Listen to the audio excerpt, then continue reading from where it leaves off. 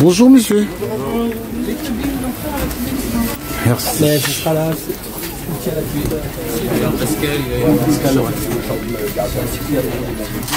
On l'a pas eu, mais je rien.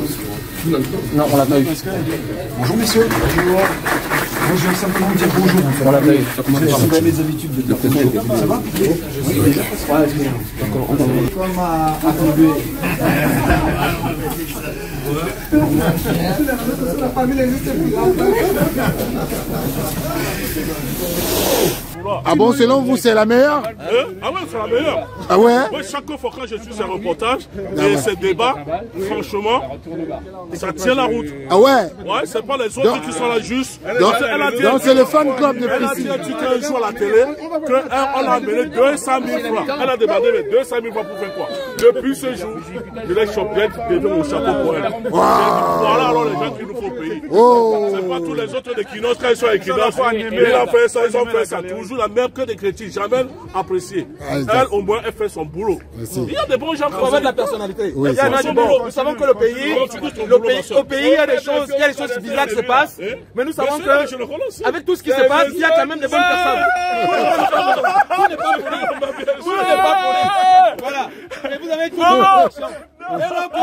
Dès lors que vous prenez des positions, des positions fortes, sur des actions qui font élever le pays, ne reculez pas. Merci. Nous sommes derrière vous. Merci. Voilà, nous ne sommes pas dans les combines. Merci. Nous avons des gens qui ont de la personnalité, des gens qui veulent d'une manière ou d'une autre élever le pays. C'est tout ce que nous voulons. Et tout ce que nous faisons, ne tenez pas compte parce que ce que nous voulons, c'est tout ce qui élève le pays. Merci. Amen. Merci. Moi, je suis ta vidéo tout le temps. Ah ouais? Merci, merci. Merci. C'est ma soeur, hein? Il y a beaucoup de déplacement là. Voilà. Et pour nous raconter l'histoire pour nous endormir. J'ai aimé ça, ma soeur. Je ne connais pas votre nom, mais j'ai aimé. Elle s'appelle Priscille. Moi, chaque fois que je tombe dans ces vidéos, je reste jusqu'à la fin. Moi, je sais que je vais trouver un mot qui va faire toujours. Tu n'as pas arrêté. Non. C'est pas ce qu'on voit là. Vous n'avez pas m'empêché. Le président de... Tout le temps, Fekafou a fait ça, Fekafou a fait ça. Quand Fekafou fait du bon boulot, on critique parce que chez nous, on a un problème. Quand quelqu'un fait du bon boulot, c'est là qu'on le critique. Quand il fait du bon... Si ça le fait mal, tu vas tel cause, comme celui qu'on a tué à Loma. J'ai vu les gens faire des directs pour quelqu'un volant. Non, c'est tout. Ben non, c'est tout. Comme on a dit, c'est-à-dire qu'il faut tout ce qui... Parce que le pays est tout à refaire. Il faut que il faut quand il y a des gens qui... Et les gens qui ont les voix qui portent, qui ont les possibilités, comme vous dans les médias, vous avez une responsabilité énorme, phénoménale. Parce que nous vous suivons. Non, pas vous mentir. Merci. Moi, quand je l'ai vu, j'ai dit, voilà. Nous vous suivons. Donc, tout ce qui contribue à élever le pays. Si vous avez de la chance d'avoir les médias, avec, ne lâchez pas. On est derrière, même si on est loin. On est derrière vous. Et s'il n'y a que la vérité qui va élever ce pays-là. Ah ouais, les mensonges et les combines ne vont jamais le ça alors.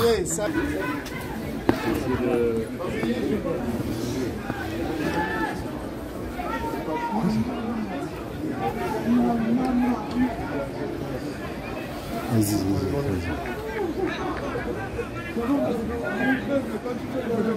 Oh, j'ai petit mon téléphone, il va t'envoyer après. Oh, c'est en jeu, non? Il n'est pas en jeu? Il est en jeu. Monsieur Naha. Ah ouais? Je t'ai fait un coup. ouais, c'est bizarre. Tu ne savais pas que j'étais si proche de toi, quoi. J'étais à côté de toi. Chaque voilà. fois que tu parles, voici la maman, la célèbre. Oui, nous sommes là. Nous voici donc. Ce qu'une femme assise voit de loin, un jeune ne peut pas. Un jeune se lève pour voir. Donc nous voici donc à Montaigu. Et ça se passe ici. Ça, Dieu est fort. Vous avez vu, non? Bonjour à tous et bonjour à toutes. Je suis avec une collègue. Je suis avec une sœur, mais aujourd'hui on va faire une interview à bâton rompu. Il n'y aura pas de frères, il n'y aura pas de sœurs. Je suis avec Priscille Messény. Bonjour Priscille. Bonjour Richana, bonjour à tous les followers de ta page, de ta chaîne de télé, puisque... Justement, ouais. Elle aussi, elle a sa page. Faut... Mais je suis pas aussi puissante que toi. Non. Vous allez voir, vous avez vu au début, non? Vous avez vu au début comment elle est puissante. Les gens l'ont... Vous avez vu au début. Donc, j'ai voulu commencer ça pour que vous voyez qui est Priscille Messigny. Justement, Priscille, beaucoup de gens te voient dans les réseaux, à la télé. Quel est ton parcours? Mon parcours a été laborieux, hein. J'ai été à la bonne école, oui. Je peux me vanter de le dire. J'ai commencé en 2004, en 3e. Oui. Je crois qu'il y avait un concours radiophonique. À l'époque, j'étais au collège à maturité. Je crois 3e et 2, parce que je faisais de l'espagnol. Et c'est mon professeur de géographie qui dit, en fait, on avait choisi les élèves de première et terminale. C'est mon professeur de géographie qui dit non, moi je préfère que vous preniez cette petite fille. J'étais toute petite, hein. Et j'ai dit, moi, il me dit, oui, Priscille Messigny, c'est toi qui vas aller à la radio, Nostalgie à l'époque, en 2004. Donc, quand j'arrive, c'est une émission des enfants d'abord. Bon, sur le coup, je vais vous dire, premier contact, je tombe amoureuse de la radio. J'aime écouter mon retour à l'oreille, c'est beau. Ça, c'est 2004. 2004. Donc je commence l'émission là-bas, on fait ce concours et malheureusement je ne gagne pas, mais je suis retenu par l'administration de Nostalgie qui me dit mais vous pouvez revenir de temps en temps, vous avez une belle voix.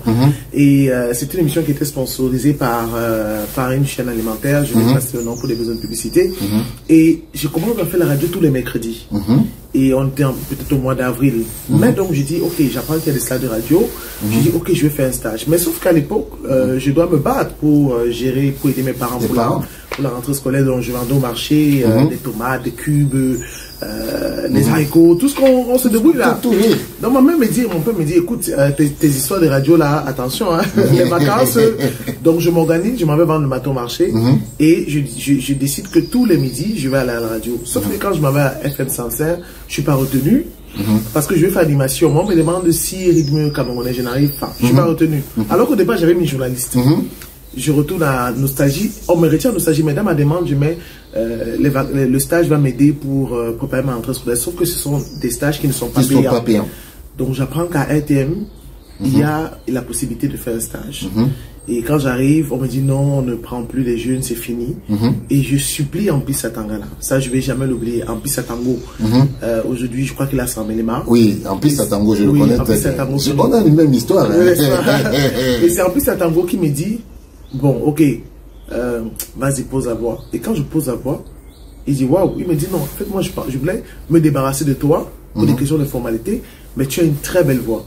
Quand on fait ce concours, malheureusement, je ne le gagne pas. Ce stage-là, je ne suis pas meilleur journaliste. Je me décourage pas parce que je suis déjà tombé amoureuse de la radio. Et je m'en vais derrière, je dis un peu Satangala, tu sais que je suis la plus faible de ton groupe. Mais moi, je vais faire radio. Il me dit, ok, je te donne la possibilité de venir faire une émission tous les samedis avec moi. Donc, on avait notre émission de l'après-midi le samedi. Mais moi, je passais déjà le samedi entre 10h et 12h. L'émission s'appelait « Il faut que ça bouge quand même ». Donc, je tourne à RTM. Et ça, c'était une véritable formation avec Jacques Epanguet. Vous ne vous rendez pas compte jusqu'au jour où vous êtes mis devant l'épreuve. Quand vous dites « essayez », vous vous rendez compte que vous avez accumulé de l'expérience. Donc, après 2 ans, je dis « mais non, je suis ici. On ne me donne même pas un reportage, même dans un journal et tout. » Lip Pidjou, qui à Canal 2, est de ma promotion. 2005. Donc, Lip me dit, non, moi je suis dans la suite FM. Je crois que là-bas, j'aurais plus de possibilités. Je dis, bon, alors ensemble. On fait le stage 2007, pendant les vacances. On est retenu. Et après les vacances, je ne sens pas. Lip Pidjou, elle me dit, non, je reste à Suite FM. C'est comme ça qu'elle monte à Canal 2 par la suite. Moi, je retourne à RTM.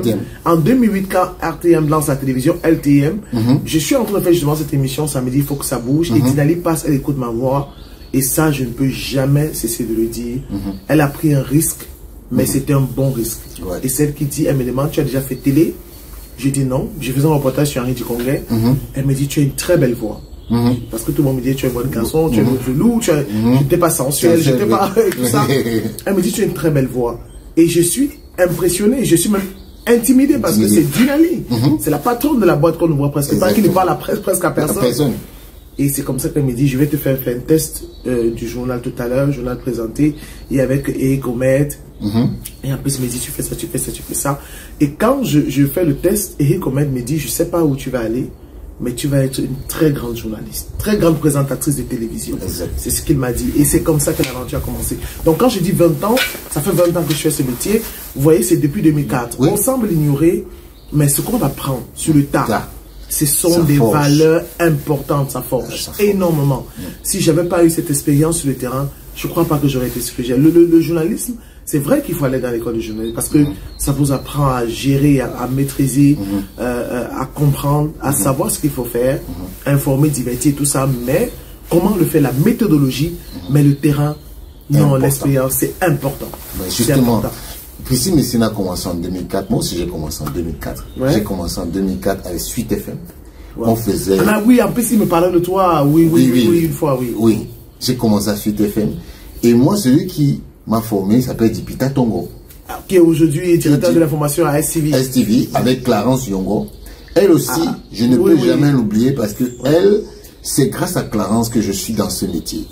Voilà. Parce qu'on faisait des papiers, j'avais une bonne main d'écriture, mais parfois le rendu à l'antenne, c'était pas facile. Et elle te formait. Oui, c'est-à-dire que... Très maternelle de Clarence Yongo. Oui. Et elle m'a dit, je lui ai dit un jour que je veux un peu aller tester ce qui se passe en mise en onde. Je vais être devant le micro, je vais derrière. Oui. Donc, elle me dit, ah bon? Je dis oui. J'ai fait la mise en onde pendant pratiquement 2 semaines.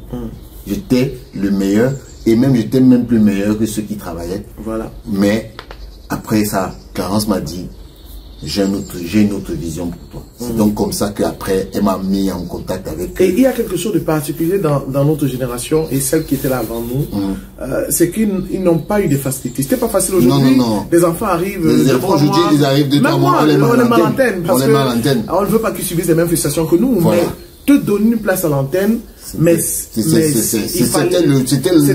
le Graal, comme on dit souvent. Oui, tu as reçu toi-même, tu sais que c'est un pas, c'est pas un avantage, c'est pas une faveur. Exact. Te dis, ok, tu as 5 minutes d'antenne, mais tu trembles plus que tu ne rends ton reportage. Oui, et des personnes comme Clarence Ango, Ampis Satangana, Francis Laplage,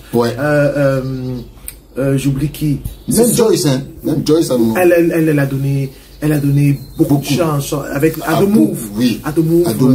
Même aujourd'hui, à Canal 2, elle n'arrête pas avec les tout. Des personnes comme Dinali. Parce que patron de presse, j'aime tout le dire, elle a cette proximité-là parfois avec ses employés. Certains disent non, pourquoi elle reste au bureau, pourquoi elle ne fait pas comme tout le monde. Mais elle a donné tellement de chance aux jeunes. Et je ne peux pas m'arrêter de le dire. Je suis d'accord. Il faut être reconnaissant de ce que les gens font pour vous. Cette femme a donné tellement de chance aux gens, tellement d'opportunités, c'est-à-dire qu'elle, dès qu'elle sentait que tu avais le truc, parce qu'elle-même aussi elle a pris le temps, elle était artiste, et elle vient dire que je vais faire la radio et tout, elle te formait, elle te dit, mais dis ça comme ça, dis ça, elle dit, mais comment tu m'arrives à dire ça comme ça? Je me rappelle qu'elle me formait pour le jeu, elle dit, mais tu es trop carré, fais ça comme ça là, je me dis souvent, mais toi aussi bien fait. Non. Et tu négliges ça, mais c'est important. Des femmes comme Clarence Yongo, parce que elle était ma rédactrice en chef, elle était notre directrice des programmes quand je suis arrivé à Suite FM de manière plus professionnelle en 2011. Ce sont des femmes, des personnes bien. Parce qu'à notre époque, donner la chance aux jeunes était tellement compliqué. C'est comme si tu avais vu Jésus et tu venais dire comment il est habillé. Alors qu'il faut permettre à ces jeunes, quand on sent qu'un jeune a du talent, il faut juste l'encadrer, il va exploser. Et c'est bien parce que la nouvelle génération, tu vois ce qu'ils font, ils sont tellement dynamiques, mais ça me fait un bien fou. Donc nous, on n'a pas eu cette chance-là, mais c'est l'acharnement, c'est l'abnégation au travail. Mais je vous rassure, c'est la passion pour ce métier. Parce que si tu n'es pas passionné, Richard, tu ne peux pas rester. Non, c'est pas possible. C'est pas possible. Il n'y a rien dans le journalisme qui... C'est la passion du métier. C'est la passion, tu peux pas. Et je vais te dire, Clarence, c'est la personne la plus importante de ma vie. Parce que Clarence, c'est avec Clarence que j'ai connu son ex-mari, Bill Moucha, qui est mon parrain. Tout ce qui racontait qu'ils ont formé Richard Nahara, c'est faux. La personne qui m'a formé, c'est Clarence, Dipita et Bill. Voilà les 3 personnes qui sont triviales dans ma vie. Et Bill, jusqu'aujourd'hui, j'ai acheté une guitare à Bill. Je lui ai offert une guitare.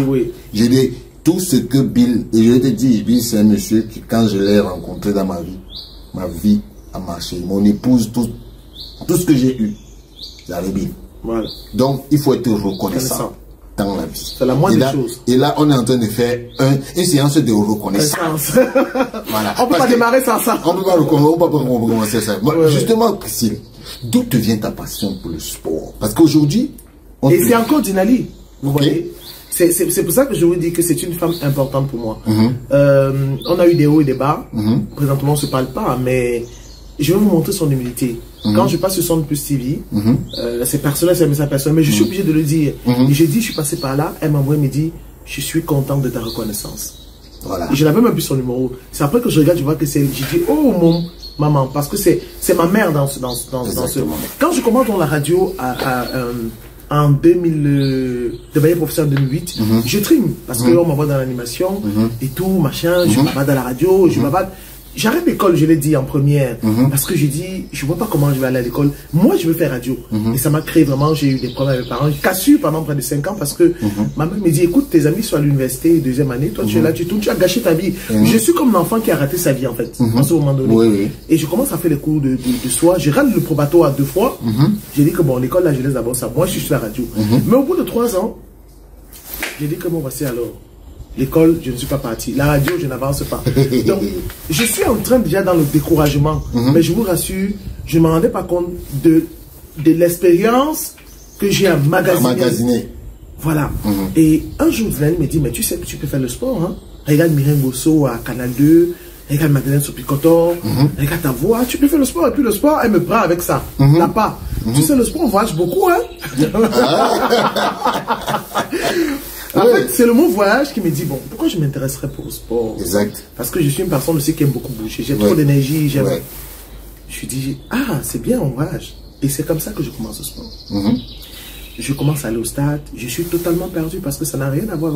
Je joue au ballon comme tout le monde, hein, mais je n'étais pas focus sport. Mais j'étais quand même très à l'aise parce qu'en 2005, il y avait beaucoup de débats entre Eto'o, FC Barcelone et Didier Drogba.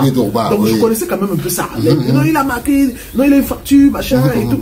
Donc je débattais de sport puisque j'étais tout avec les garçons encore. Bien sûr. Donc j'ai dit, ok, pourquoi pas. Et quand j'arrive, je commence à prendre mes marques, encadré par Félix Takam. Et je commence déjà à m'intégrer au fur et à mesure. Je fais le truc de sport à la radio. Mais c'est pas ça. Un jour, donc, Dinali vient me dire, il y a la CAN de 2010. 2010, oui. En Afrique du Sud. Non, là, c'était la Coupe du Monde. La CAN. C'était c'était l'Angola. L'Angola, oui, Angola. Donc, elle me dit, ok, il y a la CAN. Elle me dit, il y a la CAN, et puis, bon, je vais faire une émission spéciale si tu veux. Tu penses que tu peux présenter l'émission avec Sam Séverin Ango? Waouh! J'ai dit, mais c'est pas possible. Cette femme, c'est courageuse. Hein. Ça, c'est. Je vais vous dire, à l'époque, je n'avais même pas l'argent pour me coiffer. Je marchais à pied pour aller au travail. Mes chaussures finissaient d'un côté comme ça. Je marchais et c'est tout. Pour moi, je vais jamais, je peux pas ne pas parler. Et ne coupe pas cette partie parce que pour moi, c'est important. Je vais couper quoi? Je marchais de Bépane à Maturité à Bali tous les jours à pied. Quand les Français l'appelaient, en plus, ça t'en m'a acheté le pain. Et quand on dit, voilà, c'est un samba, c'est manger. Je mangeais pas. J'achetais des carottes de 100 francs. À l'époque, c'était beaucoup. C'est ça que je mangeais la journée. Et quand je suis fatigué, ce sont ces 400 francs-là qui me permettent de prendre le transport le lendemain. C'était une année, ce sont les plus belles années de ma vie. Je ne peux pas les oublier. Donc, quand Zilani me dit, il faut que tu fasses l'émission, je lui dis, madame, je n'ai même pas l'argent pour me coiffer. Elles sont 10 000. Je m'en vais au Carrefour, j'achète les mèches synthétiques de 2500. Je m'en vais me coiffer chez Cisco Coiffure. Donc, j'ai 7500 dans ma poche. Pour moi, c'est... C'est l'argent du... Oh, mon premier salaire, c'est 7500. Je suis contente à mort. Et toi-même, c'est une victoire parce que tu dis que, waouh, je vais faire l'émission. Mais après, tu es en face, Sam Séverin Ango. Et c'est là où je dis c'est important de faire les classes, l'expérience est importante. Donc, je suis impressionné par Sam Séverin Ango, ce plateau qui sort de Canal 2. Vous vous rappelez, Sam Séverin Ango de Canal 2 International. Donc, on est sur le plateau, on commence, et c'est le regard des gens à l'extérieur qui commence à te faire comprendre que, écoute, tu n'es plus celle que tu étais. Ah, madame Priscille, mais vous êtes jeune. La télévision, tu es un enfant. Mais à la télé, on croit que mais tu es un bébé, machin. Mais c'est bien, tu parles bien. Parce que les gens sont impressionnés quand une femme parle de sport. Hein. Exactement. Et c'est donc comme ça qu'un jour, il y a un problème entre Dinali et Sam Séverin Ango. Elle me dit, Priscille, et c'est ça que j'aime chez cette femme. Et j'ai gardé ce côté-là. Faut faire confiance aux gens et leur donner la chance. Elle me dit, Priscille, tu continues l'émission. Je suis embarrassé et le réalisateur sort, il me dit, vas-y, tu peux. Et c'est là Et ça a démarré. Ça a démarré. Ça ne s'est plus arrêté. Ça s'est plus arrêté. J'ai géré le plateau et tout et tout. Je crois même que j'ai continué la fin de la CAN. J'ai fait les plateaux de 2010. J'ai été Madame Sport. C'est là que ça a démarré. Mais oui. Avec pour modèle Mireille Gosso. Oui. Quand je suis arrivé à Canada, elle était partie, elle partait en France. Mais on l'appelait le général à Canada. Parce que elle a pris contrôle parmi les hommes. Et c'est ça. Et quand je reviens en 2013 à LTM, avec Irimassian Dumont, mais ça explose. Mais justement, aujourd'hui, on voit une Priscille Messéné qui a du caractère sur les plateaux. Parce que vous avez vu le reportage que j'ai mis tout à l'heure, là, où les gens disent qu'ils aiment voir une femme qui... Mais, Priscille, aujourd'hui, parlons un peu de sport. C'est vrai qu'on ne va pas, peut-être parler bon, on va aussi parler de ça, hein, de ce qui se passe avec les Lions, mais ça va venir plus tard. Mais aujourd'hui, Priscille, comment tu vois le monde du sport entre ce que tu as vécu dans les années 2010, de 2004 jusqu'à 2010 et aujourd'hui? Comment tu vois le monde du sport aujourd'hui? A-t-il évolué ou a-t-il régressé? Non, régressé. Moi, je vais vous dire régressé parce que on a toujours eu les mêmes problèmes, mais c'était pas aussi intense. Parce que si on vous dit qu'avant c'était bien, ou que maintenant c'est pire, moi je vais vous dire non, ça a régressé. Il y a quelque chose qui caractérisait les générations antérieures, c'était la passion. C'était jouer parce qu'on aime le Cameroun. Et ça, ce sont des valeurs qu'on perd. C'est important de le dire. Même dans la gestion, il y avait des efforts qui étaient faits. Vous savez, il y a beaucoup de journalistes qui disent que le meilleur ministre des Sports, c'est Michel Zoa. Non, pas Michel Zoa. Sur le plan plus intellect, on te dira Michel Zoa, Binoupat. Parce que il y avait le respect du sportif. On respectait les sportifs à cette époque-là. C'est-à-dire, il y avait les primes et tout. Même si c'était un peu orienté, il y avait, les journalistes étaient encouragés, tout ce que vous voulez. Oui, ils étaient accompagnés. Il y avait cette passion-là qu'aujourd'hui, on ne retrouve plus. Aujourd'hui, pour moi, je le dis toujours, c'est presque de l'insulte aux sportifs.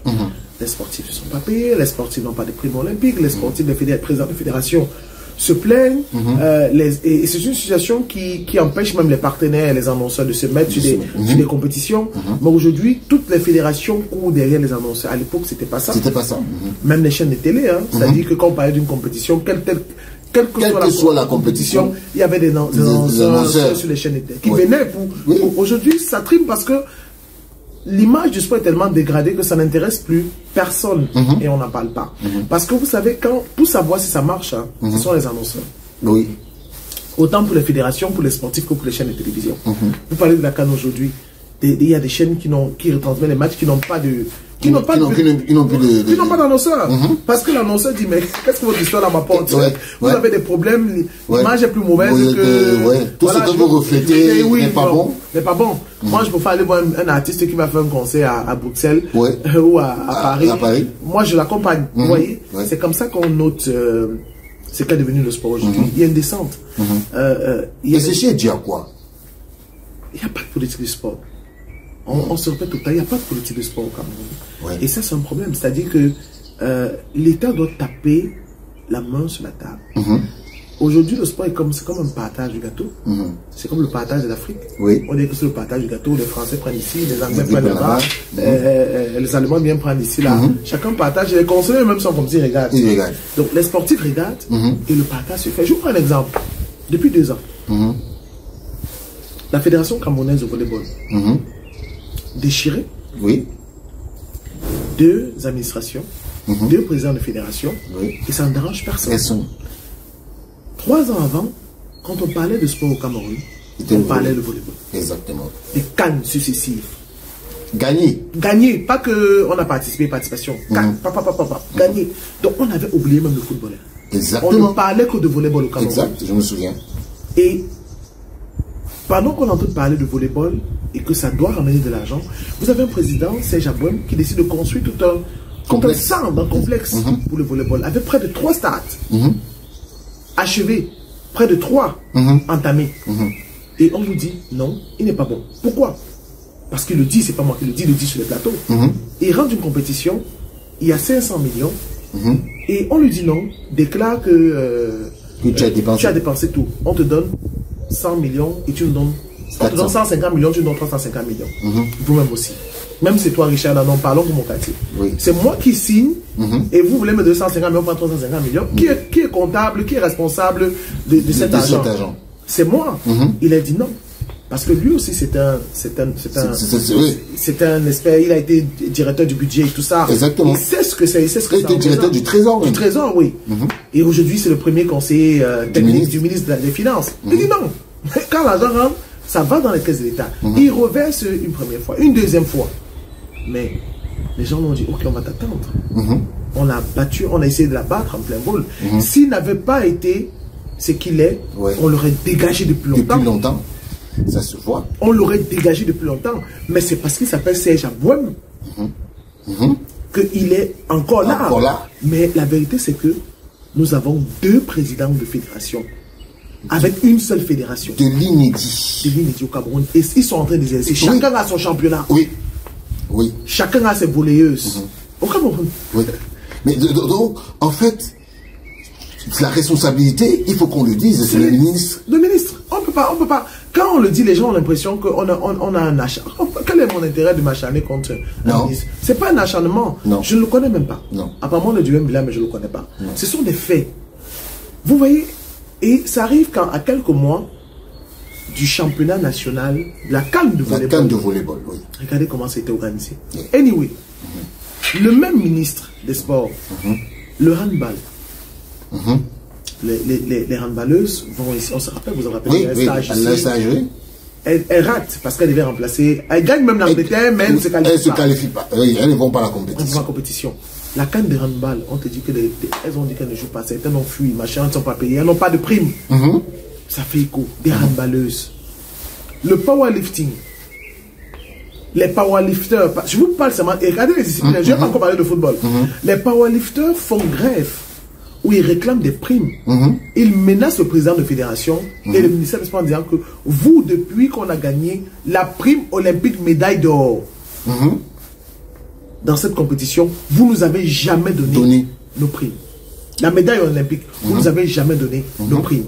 C'est pas normal. Ça fait le tour de la toile. C'est une compétition à Yaoundé. Ils sont venus séquestrer, réquisitionner. Non, ça s'arrête. Il dit, mais venez donc. Tu vas aller combattre avec un powerlifter. J'aime bien blaguer. Non. Ils ont confisqué, ça s'est arrêté. Ils ont parlé des problèmes. Je ne suis pas payé depuis 2 ans, vous ne donnez rien. Et là, il y a un problème qui est sorti. C'est que dans cette fédération, on faisait voyager les joueurs pour les compétitions. Des personnes qui n'étaient pas des powerlifters, des sportifs. Donc, on a parlé d'un marché qui se faisait. C'était moi. Fédération camerounaise de boxe. Il y a le championnat de boxe qui va se jouer au Cameroun, je crois il y a un an ou un an et demi. Les problèmes commencent. Au point où le président de la fédération camerounaise de boxe et le président de la confédération ont dit non, tu peux pas. Un problème commence là. On essaie la normalisation. La fédération camerounaise, et à un moment donné, au Cameroun, on ne parlait que de boxe, vous vous rappelez? Exact. Au point des boxeurs, même lors des Jeux Olympiques en Angleterre, avaient fui. Et avaient été, je crois qu'ils avaient représenté un pays, en Europe et tout. Mais la boxe, c'était une référence au Cameroun à un moment donné. C'est mort aujourd'hui. Fédération camerounaise de boxe, c'est mort. Le MMA, des problèmes. Donc, je peux vous citer comme ça, au moins. La judokat. Judokat, voilà. Aujourd'hui, on vous dit que non, on sent un problème là maintenant. C'est que le président du judo a construit le dojo. Le dojo sur son terrain, alors que c'est un bien qui appartient à l'État. Les problèmes. Mais c'est pas anodin. C'est-à-dire que quand vous ne servez pas les intérêts de certains cadres du ministère des Sports, on commence à vous créer, à vous chercher des poux sur la tête. Mais la conséquence directe de tout ceci, c'est quoi? C'est que ça impacte directement sur le sport. Parce que si un président sait qu'il est dans la légalité et que c'est son mandat, il ne va pas s'arrêter. Non. Il ne va pas s'arrêter. Que les journalistes, au lieu d'écrire des choses tout le temps, fassent des reportages là-dessus, des enquêtes. Tous vous diront que quand il y a même des primes, on a dit tu prends ça, tu fais ceci. Parfois, il y a un qui a été président, je ne sais pas de la fédération, on saura qui c'est, qui m'a dit, écoute Priscille, je suis venu pour une compétition, on m'a dit qu'il n'y a pas d'argent, qu'on ne peut pas me soutenir. Oui, au Cameroun, il n'y a pas de le soutenir. Et quand il décide de partir, on l'appelle, on lui dit, on peut trouver de l'argent, mais sur les 70 millions qu'on va te donner, tu nous donnes 35 millions. Waouh! Mais tu es obligé d'accepter. Tu prends les 35 millions, tu te bats. et tu fais ce que tu as fait.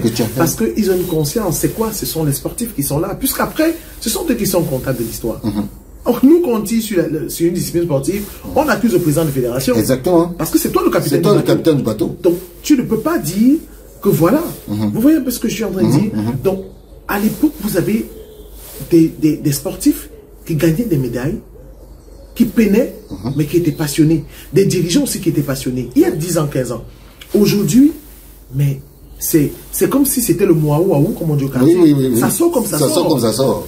Mais il y a des choses qu'on se refuse parfois de dire parce que non, on juge, on se dit c'est pas le moment, c'est pas bon, le timing n'est pas le bon, mais c'est trop grave ce qui se passe. C'est pour ça qu'il est important qu'on établisse réellement une politique de sport, qu'elle soit gérée, que les fédérations soient indépendantes. C'est important de le dire. Les fédérations soient indépendantes et autonomes. Ça, c'est important. Oh, il n'y a qu'au Cameroun où tu vois les fédérations courent toujours vers le ministère. Non. Ailleurs, les fédérations sont indépendantes et autonomes financièrement. Oui. Indépendantes et autonomes financièrement. Elles ne dépendent pas du ministère des Sports. C'est pour ça qu'elles mettent en place la politique. Elles mettent en place un calendrier, elles le respectent, elles le financent et qu'il y a des rentrées publicitaires liées à des subventions de les différentes confédérations respectives. Elles gèrent là-dessus. Mais au Cameroun, c'est voulu. Parce qu'on crée des tensions dans les fédérations, on divise les fédérations, on crée un climat qui ne favorise pas l'attirance des partenaires ou l'arrivée des partenaires. Et qu'est-ce qui se passe? On dépend de l'État. Parce que les fédérations, c'est aussi la propriété de l'État. C'est le Cameroun. C'est le label camerounais. Voilà. Donc, et on dit, ok, on a besoin de l'aide de l'État. Non. Ailleurs, et même en Afrique, vous allez voir, les pays qui ont un certain niveau, les fédérations, tous les pays qui ont une politique sportive, les fédérations sont indépendantes, autonomes financièrement. Mais ce qu'on fait au Cameroun, c'est voulu. Moi, je dis que c'est voulu. Pourquoi? Parce qu'on crée une situation sur laquelle les fédérations pataugent dans la boue, sont dans des scandales tout le temps, de manière régulière, et aucun annonceur, parce que l'annonceur, quand lui vient, il ne vient pas communiquer dans une fédération parce qu'il fait du bénévolat. Exactement. C'est pour l'image de son entreprise. C'est pour l'image de son entreprise. C'est pour la publicité de son entreprise. Et quand il se rend compte que cette fédération, malheureusement, a une mauvaise presse, mauvaise image, mauvaise publicité, mais elle s'en va. Elle n'a aucun intérêt à venir chez toi, mais mieux d'aller voir, c'est mieux encore d'aller voir un sportif de manière individuelle et qui fasse la pub. Donc, c'est ça. Donc, quand vous regardez ce qui se passe, je vous ai cité au moins 8 fédérations là, quand vous regardez ce qui se passe, avant, il n'y avait peut-être pas, il n'y avait pas de suivi, mais on a l'impression que plus on avance, on fait un pas en avant, on fait 15 pas en arrière. C'est pour ça que je dis, ce qui se passe aujourd'hui est très grave. Mais justement, Priscille, parce que je me souviens, étant même dans la même lancée de tes propos, j'avais interviewé un monsieur qui était venu pour me dire que, voilà, il est arrivé à la direction des normes du ministère des Sports. On a refusé de lui donner l'agrément. Qui ne comprend pas pourquoi. Fédération de sport automobile. Il veut créer une fédération. Mais il dit que lui, il a un problème. Il est bloqué à la direction des normes du ministère des Sports. Et quelques temps après, il y a une autre dame qui est venue me dire que on a volé son projet de création de fédération au ministère des Sports par certaines personnes. J'ai tout ce dossier-là. Justement, je voulais, parce qu'on est dans une interview causerie, donc je voulais dire que ce que Priscille vient de dire, c'est parce qu'il y a des gens au Cameroun qui ne veulent pas tout dire. Mais sinon, on ne connaît pas. Et ne pas tout dire, c'est parfois c'est pour éviter de jeter le pro sur le nom du pays. Donc, on se dit, bon, voilà, basta. Voilà, basta. Bon, on fait donc, c'est pour dire que ce que Priscille dit, c'est le constat qui est fait.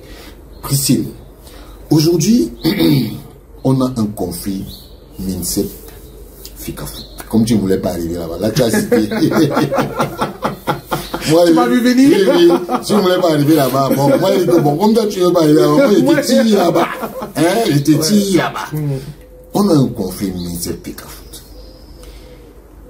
Ça fait pratiquement un an et demi qu'on vit une situation. Aujourd'hui, un an après, parce que toi, tu es au pays, Le conflit MINSEP-PECAFOOT, est-ce que tu penses que ça va s'arrêter un jour? Quand je vous ai cité le problème des autres fédérations, le conflit MINSEP, Fédération Camerounaise de volleyball, ne s'est pas arrêté. Non. Nous sommes en train de vouloir organiser une nouvelle élection. Parce qu'on en a des années électorales, des années électorales sportives. Oui. Est-ce que ça va s'arrêter? Ils ne sont pas prêts de s'arrêter. Ah ouais. Ils ne sont pas prêts. Je vous prends, avant de revenir sur ce sport, je vous prends un exemple. La Confédération africaine de volleyball écrit à la fédération pour dire vous avez jusqu'au 5 janvier pour organiser les élections départementales, régionales et nationales. Pendant que l'exécutif de Serge Abouem est en train d'aller sur le terrain départemental, régional, notamment, j'ai utilisé le mot notamment. Oui, notamment. Dans la nuit, tu as compris le truc. Dans la nuit, au ministère des Sports, on organise une élection où Bello Boudane devient président de la fédération. Pendant que Serge Abouem et son équipe sont sur le terrain. Et qu'il avait justement annoncé, parce que c'est lui le président sortant, donc c'est lui qui organise les élections. Il annonce la tenue des élections, je crois que c'était en septembre, et dans la nuit, il apprend une semaine avant, il a tenu des élections que Bello Boudane, le nouveau président de la fédération, la chaîne nationale est là, c'est lui le président de la fédération. Mais lui, il organise son élection normalement, où il met le nom de Bello Boudane qui s'est enregistré comme candidat. Il appelle, mais il n'est pas là, et à l'unanimité, il est voté. Il estime, il a organisé une élection normale. Quand un président de fédération paie une élection, il signe le PV, disant que c'est lui. Il n'a pas signé ce PV au ministère des Sports, mais on l'a adopté. Le ministère des Sports a décidé que c'est son président là-bas. Et il ne gère pas. On l'a écarté de l'organisation de la. Et la direction des normes a accepté ça. Aujourd'hui, vous avez un responsable du comité national pour vous dire que non, le vrai président, c'est Serge Abouem. Vous étiez où depuis quand ce problème a éclaté? Il a été accepté au comité national olympique, à la Confédération africaine de volleyball. Tous ont été complices de ce vol. De cette tricherie. Ah oui, c'est le mot, hein, le vol. C'est un vol. Vous avez volé une élection à quelqu'un qui a travaillé. Parce qu'il ne travaille pas pour vos intérêts, il a travaillé pour les intérêts du sport. Maintenant, quand vous renvoyez cela au ministère, à la Fédération canadienne de football, on était à la CAN. On est sorti en 8e de finale. D'accord. On a le discours du président de la République. Je crois que l'équipe du Cameroun était à rentrer, nous on est encore là. Qui dit, ok, il n'est pas d'accord de la prestation des Lions. Personne n'est d'accord. Je vais prendre des mesures pour la gestion. Le ministre des Sports est sorti directement. Le ministère des Sports. Que le président de la République a dit que c'est nous qui allons gérer les équipes nationales. Désormais, et quand on... Il y a un acte administratif qui et en opposition avec un décret présidentiel de 2014. Pourquoi en 2014? Parce qu'en 2014, le ministère des Sports gérait la fédération. Et ça a été un désordre légendaire. J'étais là. Quand on dit total, c'est comme si c'est légendaire. Ça n'a jamais été vu dans un pays en Afrique. Ni même au Cameroun. Un désordre légendaire. On refuse d'en parler parce que vraiment, c'est pas beau.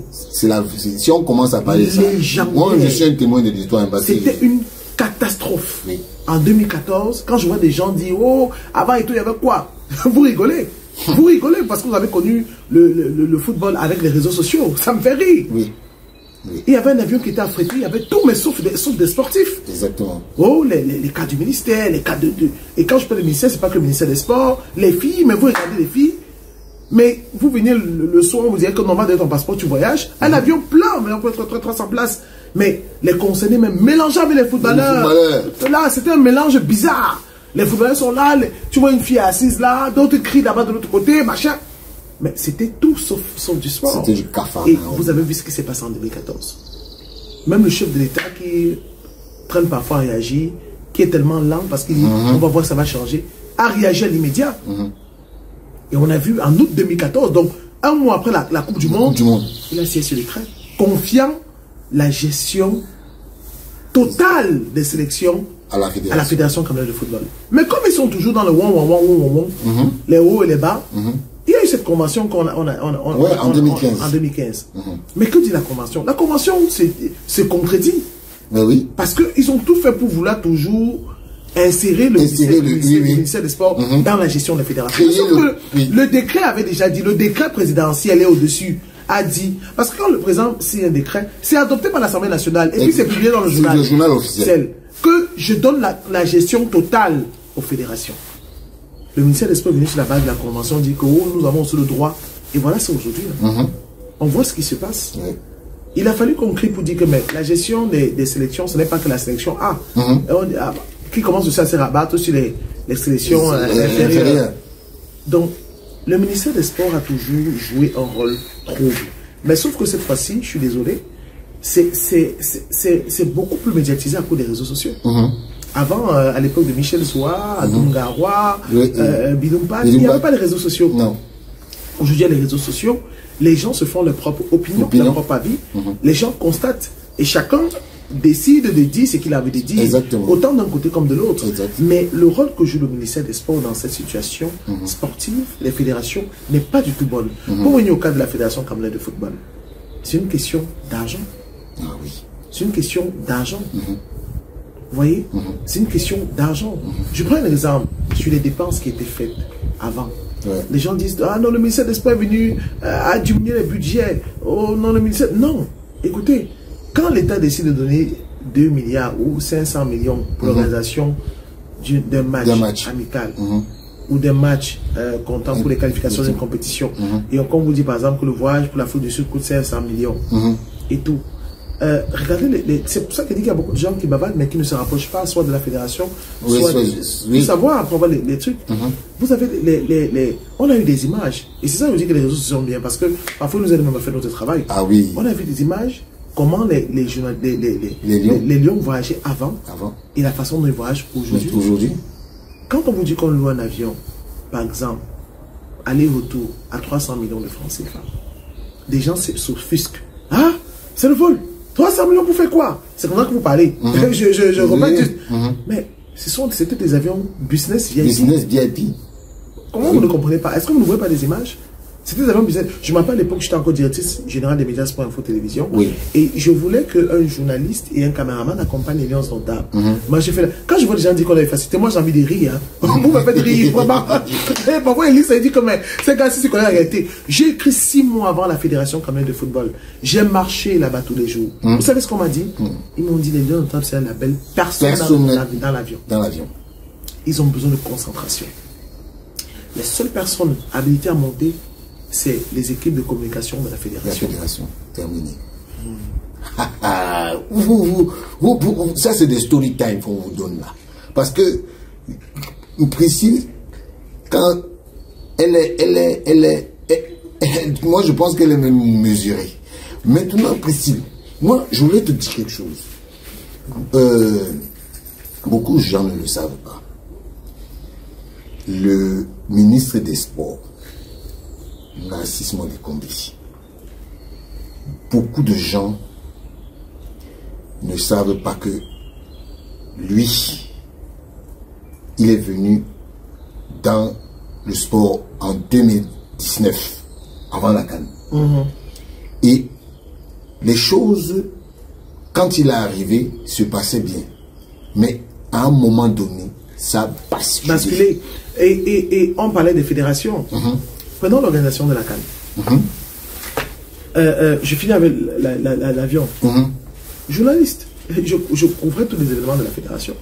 On m'a dit, Priscille, je suis désolé, je ne peux pas. Il n'y a pas de faveur. Vous rigolez parce que vous ne connaissez pas, il n'y a pas de faveur à la fédération quand il s'agissait des lions indomptables pour préserver la tranquillité de l'équipe nationale. Il fallait écrire, il fallait être accrédité. D'accord? Thierry Do, c'est mon ami. Mais je lui dis que mes team presse, il me dit, Priscille, je ne peux pas. Et il faut avoir de la grandeur pour comprendre que il fait son travail. Et on a vu comment les lions voyageaient. C'est un business pas VIP. Vous croyez qu'on ramasse ça, qu'on prend un truc, on dit non. C'est de l'argent. Si vous voulez, le luxe coûte cher. On est tous d'accord. Bien sûr. Mais ça vend aussi ses vendeurs. Quand vous avez un avion qui est loué, affrété seulement aux lions indomptables, ça vend, c'est une image qui vend. Le Portugal, vous appréciez les images du Real de Madrid quand ils voyagent avec des avions business affrétés seulement pour l'équipe. Vous dites, oh non, c'est beau. Quelqu'un vous amène ça, vous critiquez, vous dites qu'il dépense beaucoup, il aime le luxe, il détourne ça pour vivre. Anyway, quand on revient sur l'arrivée du ministre des Sports, je n'ai pas voulu aborder ce sujet, la préparation de la CAN. bon, on n'avait pas la CAN en 2019. Vous savez qu'on parle de glissement. Non, oui. On n'avait pas. Et on va un peu plus loin parce qu'on nous dit que les rapports qui étaient renvoyés disaient que nous, on était prêts à organiser la CAN.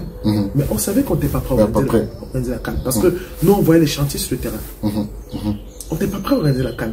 Et il se raconte que Samuel Eto'o avait un man à mat qui dit non, on ne peut pas, on n'est pas prêt. Parce que c'est comme on a grâce à Issa Hayatou, le fait Issa Hayatou. Il dit non. Qui rêvait d'être président. Ouais, c'est ça, c'était un rêve de Issa Hayatou. Quand le Cameroun organise. Malheureusement, la vie a fait ce qu'elle a fait. La vie a ses propres programmes. Donc, vous avez donc Eto'o qui dit à Madama, parce qu'ils sont conseillers à cette époque, que non, tu ne peux pas faire ça. C'est important, on veut la CAN. Il vient au Cameroun, il est reçu par le président de la République, et il y a cette glissement de date. La chance qu'on a aussi, c'est que la Côte d'Ivoire n'est pas prête. Oui.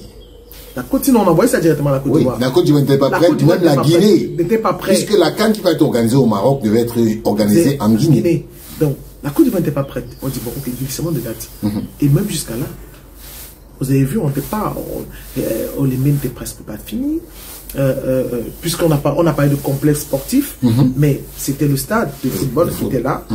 On a vu les routes presque pas finies.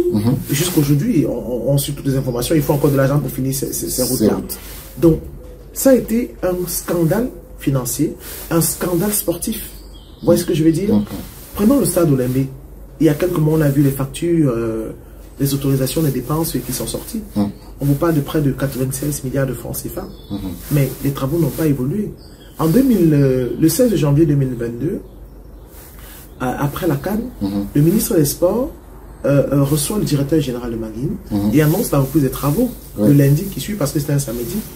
Jusqu'aujourd'hui, rien. Il n'y a rien. Et ça n'a gêné personne. Aucun communiqué. On ne sait pas ce qui se passe. Un stade qui nous a coûté près de 250 milliards de francs CFA. Un seul stade. Vous avez vu le stade de la Côte d'Ivoire? Moins que ça. La moitié de ce que nous avons dépensé. De près de 60 000 places. Et ça, c'est sous la gestion de Nassis Malekombe. Ce sont des faits. Ce n'est pas un acharnement. Il y a des gens qui parlent avec beaucoup de passion qui sont... Mais c'est la réalité. C'est l'argent du contribuable. Et il faut dire que le journaliste ne parle que des faits. Des faits. Parce que ce qu'elle dit, c'est la réalité. Parce que nous restons sur nous voyons tous des lettres qui tombent. Virement, autorisation de virement, appellation au ministère des Sports, on voit tous. Mais c'est où? On n'a pas pu nous informer de ce qui s'est passé après la réunion avec le directeur général de Maguil, qui avait dit nous reprenons les travaux. Maguil accuse l'État du Cameroun de ne pas avoir un procès. Donc, ce sont des faits. Et c'est sous l'égide du ministère des Sports. Quand je n'ai pas voulu parler des trucs administratifs, je suis resté sur le volet sportif. C'est sur le volet du ministère des Sports. Il ne peut pas dire qu'il n'est pas au courant. Non. Personne ne peut croire ça. Je prends notre exemple. Robertson est remplacé. Il laisse cette équipe pour les qualifications du mondial. Première. Exactement. Parce qu'on pas d'équipe. Aujourd'hui, nous sommes deuxième. Et vous voyez un ministre des Sports ouvrir les bouteilles de champagne. Ça ne se fait pas. Ça ne se fait pas. Qu'est-ce que vous fêtez en fait? Exactement. Une victoire contre la Libye. La Libye. Qu'est-ce qu'on fait en fait? Parce qu'on est deuxième. Qu'est-ce qu'on fait? Parce qu'on a gagné. Qu'est-ce qu'on fait? Parce qu'on croit que si on perd le match contre la Libye, Samuel Eto'o, président de la fédération, va pleurer. C'est pas vous les gagnants, les bénéficiaires d'une qualification pour le mondial, c'est la fédération camerounaise de football. C'est la fédération camerounaise de football. Une participation à une Coupe du Monde, c'est 8 milliards de francs CFA. Et 8 milliards de francs CFA, c'est à quoi? Ça sert justement à payer les salaires. La fédération entretient, s'occupe de près de 200 familles. Et quand je parle de famille, c'est les employés de la fédération, c'est les joueurs eux-mêmes, parce qu'il y a des primes. Alors que l'État donne, il y a des primes. Et ce ne sont pas que les Lions A. C'est les juniors, c'est les espoirs, c'est les U20. Il y a 11 catégories. 11 catégories, aussi féminines.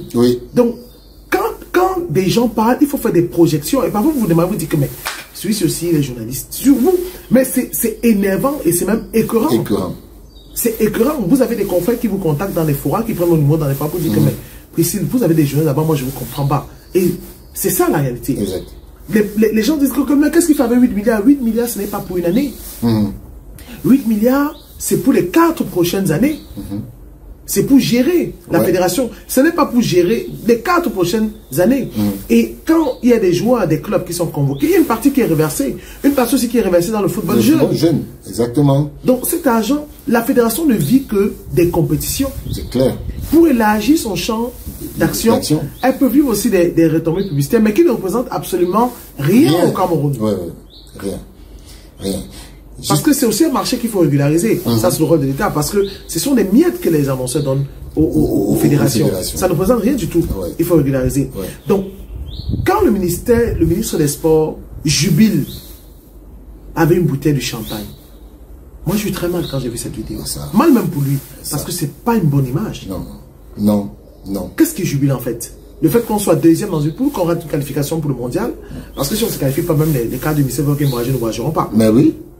Parce qu'ils aiment bien voyager. Ils aiment ça. Ils aiment voyager, se mettre dans les avions des poules. Vous avez un match, vous avez 4 personnes du ministère des Sports. C'est pour faire quoi? Et vous voyez des gens qui bavardent partout. Alors, qu'est-ce que vous allez faire là-bas aussi nombreux? Donc, ce sont des gens qui ne pensent que, excusez-moi, la majorité de ces personnes ne pensent qu'à ce qu'ils gagnent, ne pensent à ce qu'ils rentrent dans les poches de manière indirecte. Mais où est le sportif là-dedans? Où est le sportif là-dedans? Donc, c'est ça le problème. Il y a des gens qui vont nous dire avec beaucoup de passion, très énervés, et on va seulement voir le fait qu'ils sont énervés, mais on ne verra pas les choses importantes qu'ils sont en train de décrier. Le ministère des Sports doit se raviser. On se pose la question, mais à quoi ça sert tous ces désordres? Mais ces désordres divisés pour mieux régner, et il n'y a aucune traçabilité sur l'argent qui est dépensé. La Fédération camerounaise de football, où les fédérations n'ont pas besoin de voler. Encore moins la Fédération camerounaise de football, parce qu'on a vu ce qui s'est passé dès l'arrivée des sélections pour la gestion des sélections. On a vu comment les sélections étaient gérées. Allez demander, il y a 5 ans, on participe au tournoi de Montaigu, parce que les jeunes ont fui. Allez demander comment ils étaient entretenus au tournoi de Montaigu. Allez demander comment ils étaient entretenus, où est-ce qu'ils dormaient, comment est-ce qu'ils ont préparé le tournoi, comment est-ce qu'ils ont voyagé. Venez demander à ces jeunes comment est-ce qu'ils voyagent. On est dans un hôtel. Comment ils sont respectés. Comment ils sont entretenus.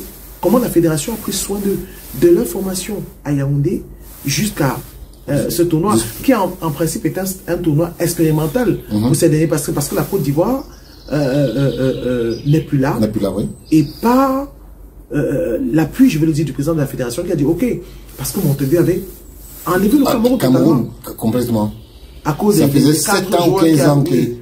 7 ans, 5 ans, suspendus. Parce qu'il y avait des joueurs qui avaient fui. On a dit non, le Cameroun, on n'en veut pas. Du retard, la mauvaise gestion des équipes. Ils ont dit non, votre façon de faire entache le mondial de Montaigu. Donc on a retiré totalement le Cameroun. C'est Samuel Eto'o-Fils qui a dit non, comme la Côte d'Ivoire n'est pas là, de son entrée-gens, un grand faux aussi qui ne veut pas qu'on le cite, qui décide, tu sais très bien, qui dit que non, on va tout faire pour que le Cameroun vienne. Jusqu'à la dernière minute, ils ont tout fait, on a retenu le Cameroun. Donc, c'est un tournoi qui était expérimental, mondial expérimental pour ces jeunes de moins de 16 ans. C'est une bonne expérience pour eux. Très bonne expérience pour eux, ces jeunes de 16 ans. Donc, et c'est tout cela. On ne peut pas... Le ministère des Sports sait très bien ce qu'il fait. Les guerres qui sont créées, alimentées par des journalistes, par des blogueurs, par tout ça, ils savent très bien ce qu'ils font. Parce que plus vous êtes concentré à répondre à ces personnes, vous oubliez votre travail. Exactement. Et quand il dit, ok, faites ce que vous voulez faire, si c'est votre travail de critiquer, lui, son travail, c'est d'avancer. Personne ne peut être contre la critique positive. Moi, je critique quand ça ne marche pas. Je suis là, tu le sais. Bien sûr. Ça ne donne pas. Je parle tout le temps du football jeune. Il faut que ça change. Bien sûr. Mais quand c'est bien fait, il faut le reconnaître. On peut pas... Ça, c'est un acharnement sur la personne, pas sur le travail de quelqu'un. Sur la personne. C'est terrible. Mais le ministère des Sports a toujours joué un rôle... trouble. Et c'est pas son rôle, en fait. Le ministère des Sports est la tutelle.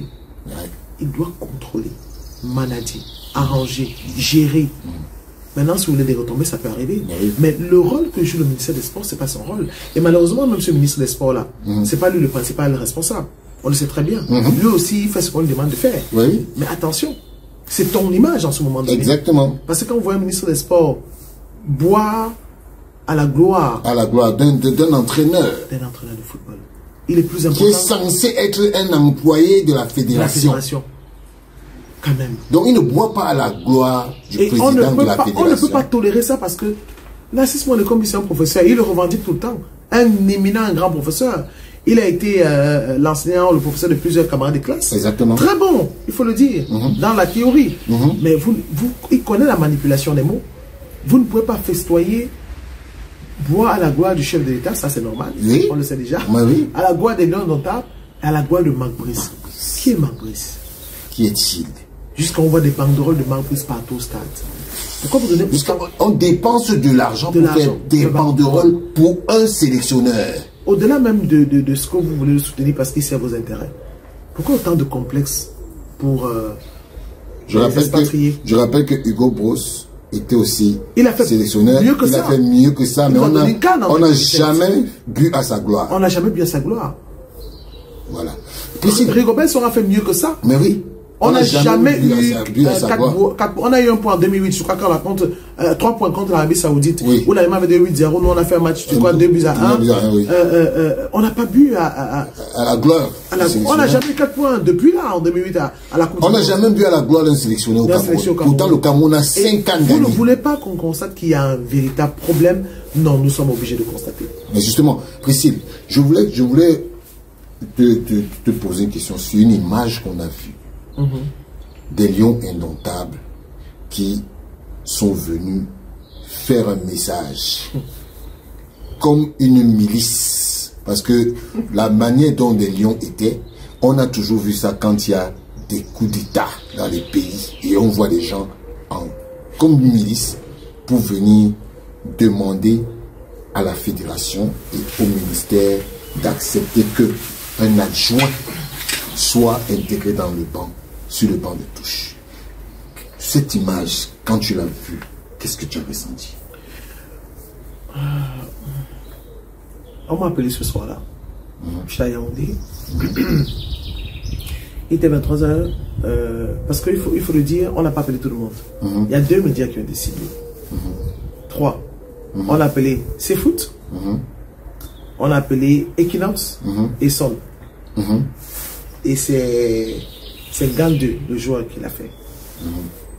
Il a appelé un journaliste que j'aime bien, dont je ne vais pas citer, d'appeler CFoot, Son. Lui-même il a appelé Son et Equinox. L'information a fuité. Et on m'a appelé, je dis non, je me lève pas. Il est 23h. Ceux qui me connaissent me connaissent. J'ai dit non, je me lève pas. Qu'est-ce qu'il veut faire? On t'a compris tout à l'heure, ça a été houleux. Ils nous ont rien dit d'intéressant. Qu'est-ce qu'il veut nous dire la nuit? On nous a même dit qu'il n'y avait pas de problème. Il n'y a pas de problème. J'ai dit non, je dors. Et j'étais fatigué. Ceux qui me connaissent savent qu'il y a 2 choses, 3 choses avec laquelle je dors par la télévision. La nourriture et mon sommeil. Le sommeil. Ah oui, ça. Clair. Quand c'est mon heure de dormir, je dors. Sauf si c'est un cas urgent. Oui. J'ai dit, mais qu'est-ce qu'il veut dire? Allez, si vous allez m'envoyer des vidéos, je ne coupe pas sur la première de l'information. Moi, ce qui m'intéresse, c'est la bonne information. Donc, comme je savais qu'avec Camille Info, je me suis réveillé à 3h, j'ai vu la vidéo, j'ai rigolé. C'est une insulte au Camerounais. Moi, je vais vous dire c'est une insulte. Je vais vous dire, en conférence de presse, commençons par la conférence de presse ce jour. Ça fait longtemps que j'ai passé au conférence de presse, mais ce jour, j'ai dit, bon, ok, je vais y être. Parce que c'était un match important. Moi, je voyais l'arrivée d'Aloum Cissé et je disais, est-ce que le Cameroun peut battre la Libye et tout? Exactement. Parce qu'Aloum Cissé, quand même, c'est. Mais il était très effacé. Il nous fait trop de mal. Donc, je suis là, j'ai dit, ok, pourquoi pas, je vais assister. Et j'étais à Yaoundé aussi pour un deuil. Donc, j'ai dit, ok, je profite. Donc, on en arrive avec Marc Brice. Ils veulent museler Thierry Ndo. Ce qui se passe aujourd'hui à l'équipe nationale, c'est une honte. Et c'est un cri de cœur. Parce que c'est ce que mes aînés aussi m'ont appris.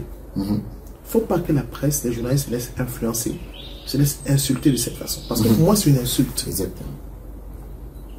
Il y a une posture, il y a une façon de se tenir devant la presse. Parce qu'en fait, la presse est la courroie de retransmission entre l'équipe nationale et le peuple camerounais. Si vous faites vos conférences de presse, nous ne les diffusons pas, personne ne sera au courant. Exactement. Exactement. Donc, nous sommes cette courroie. La presse, c'est le relais de vos informations que vous nous donnez. Quand vous dites A, nous on prend, on dit A. On peut donner nos avis, mais on a obligation, c'est même une obligation de retransmettre exactement ce que vous avez dit. Donc, vous avez en face de vous des journalistes, vous avez un cadre d'équipe, puisqu'il se revendique cadre d'équipe, qui se comporte de manière irrespectueuse, je suis désolé. Respectez les journalistes. C'est pourquoi je dis que vous manquez de respect aux journalistes. Parce qu'on voit comment vous vous comportez quand vous êtes face à la presse étrangère. Et on voit comment vous comportez quand vous êtes devant la presse locale. Mais ça, c'est aussi notre faute, hein. Faut le dire. Oui. Mais c'est pas parce que on n'a pas la mesure de ce que nous sommes que vous avez le droit de nous manquer de respect. Ça, c'était mon coup de gueule pour ce jour.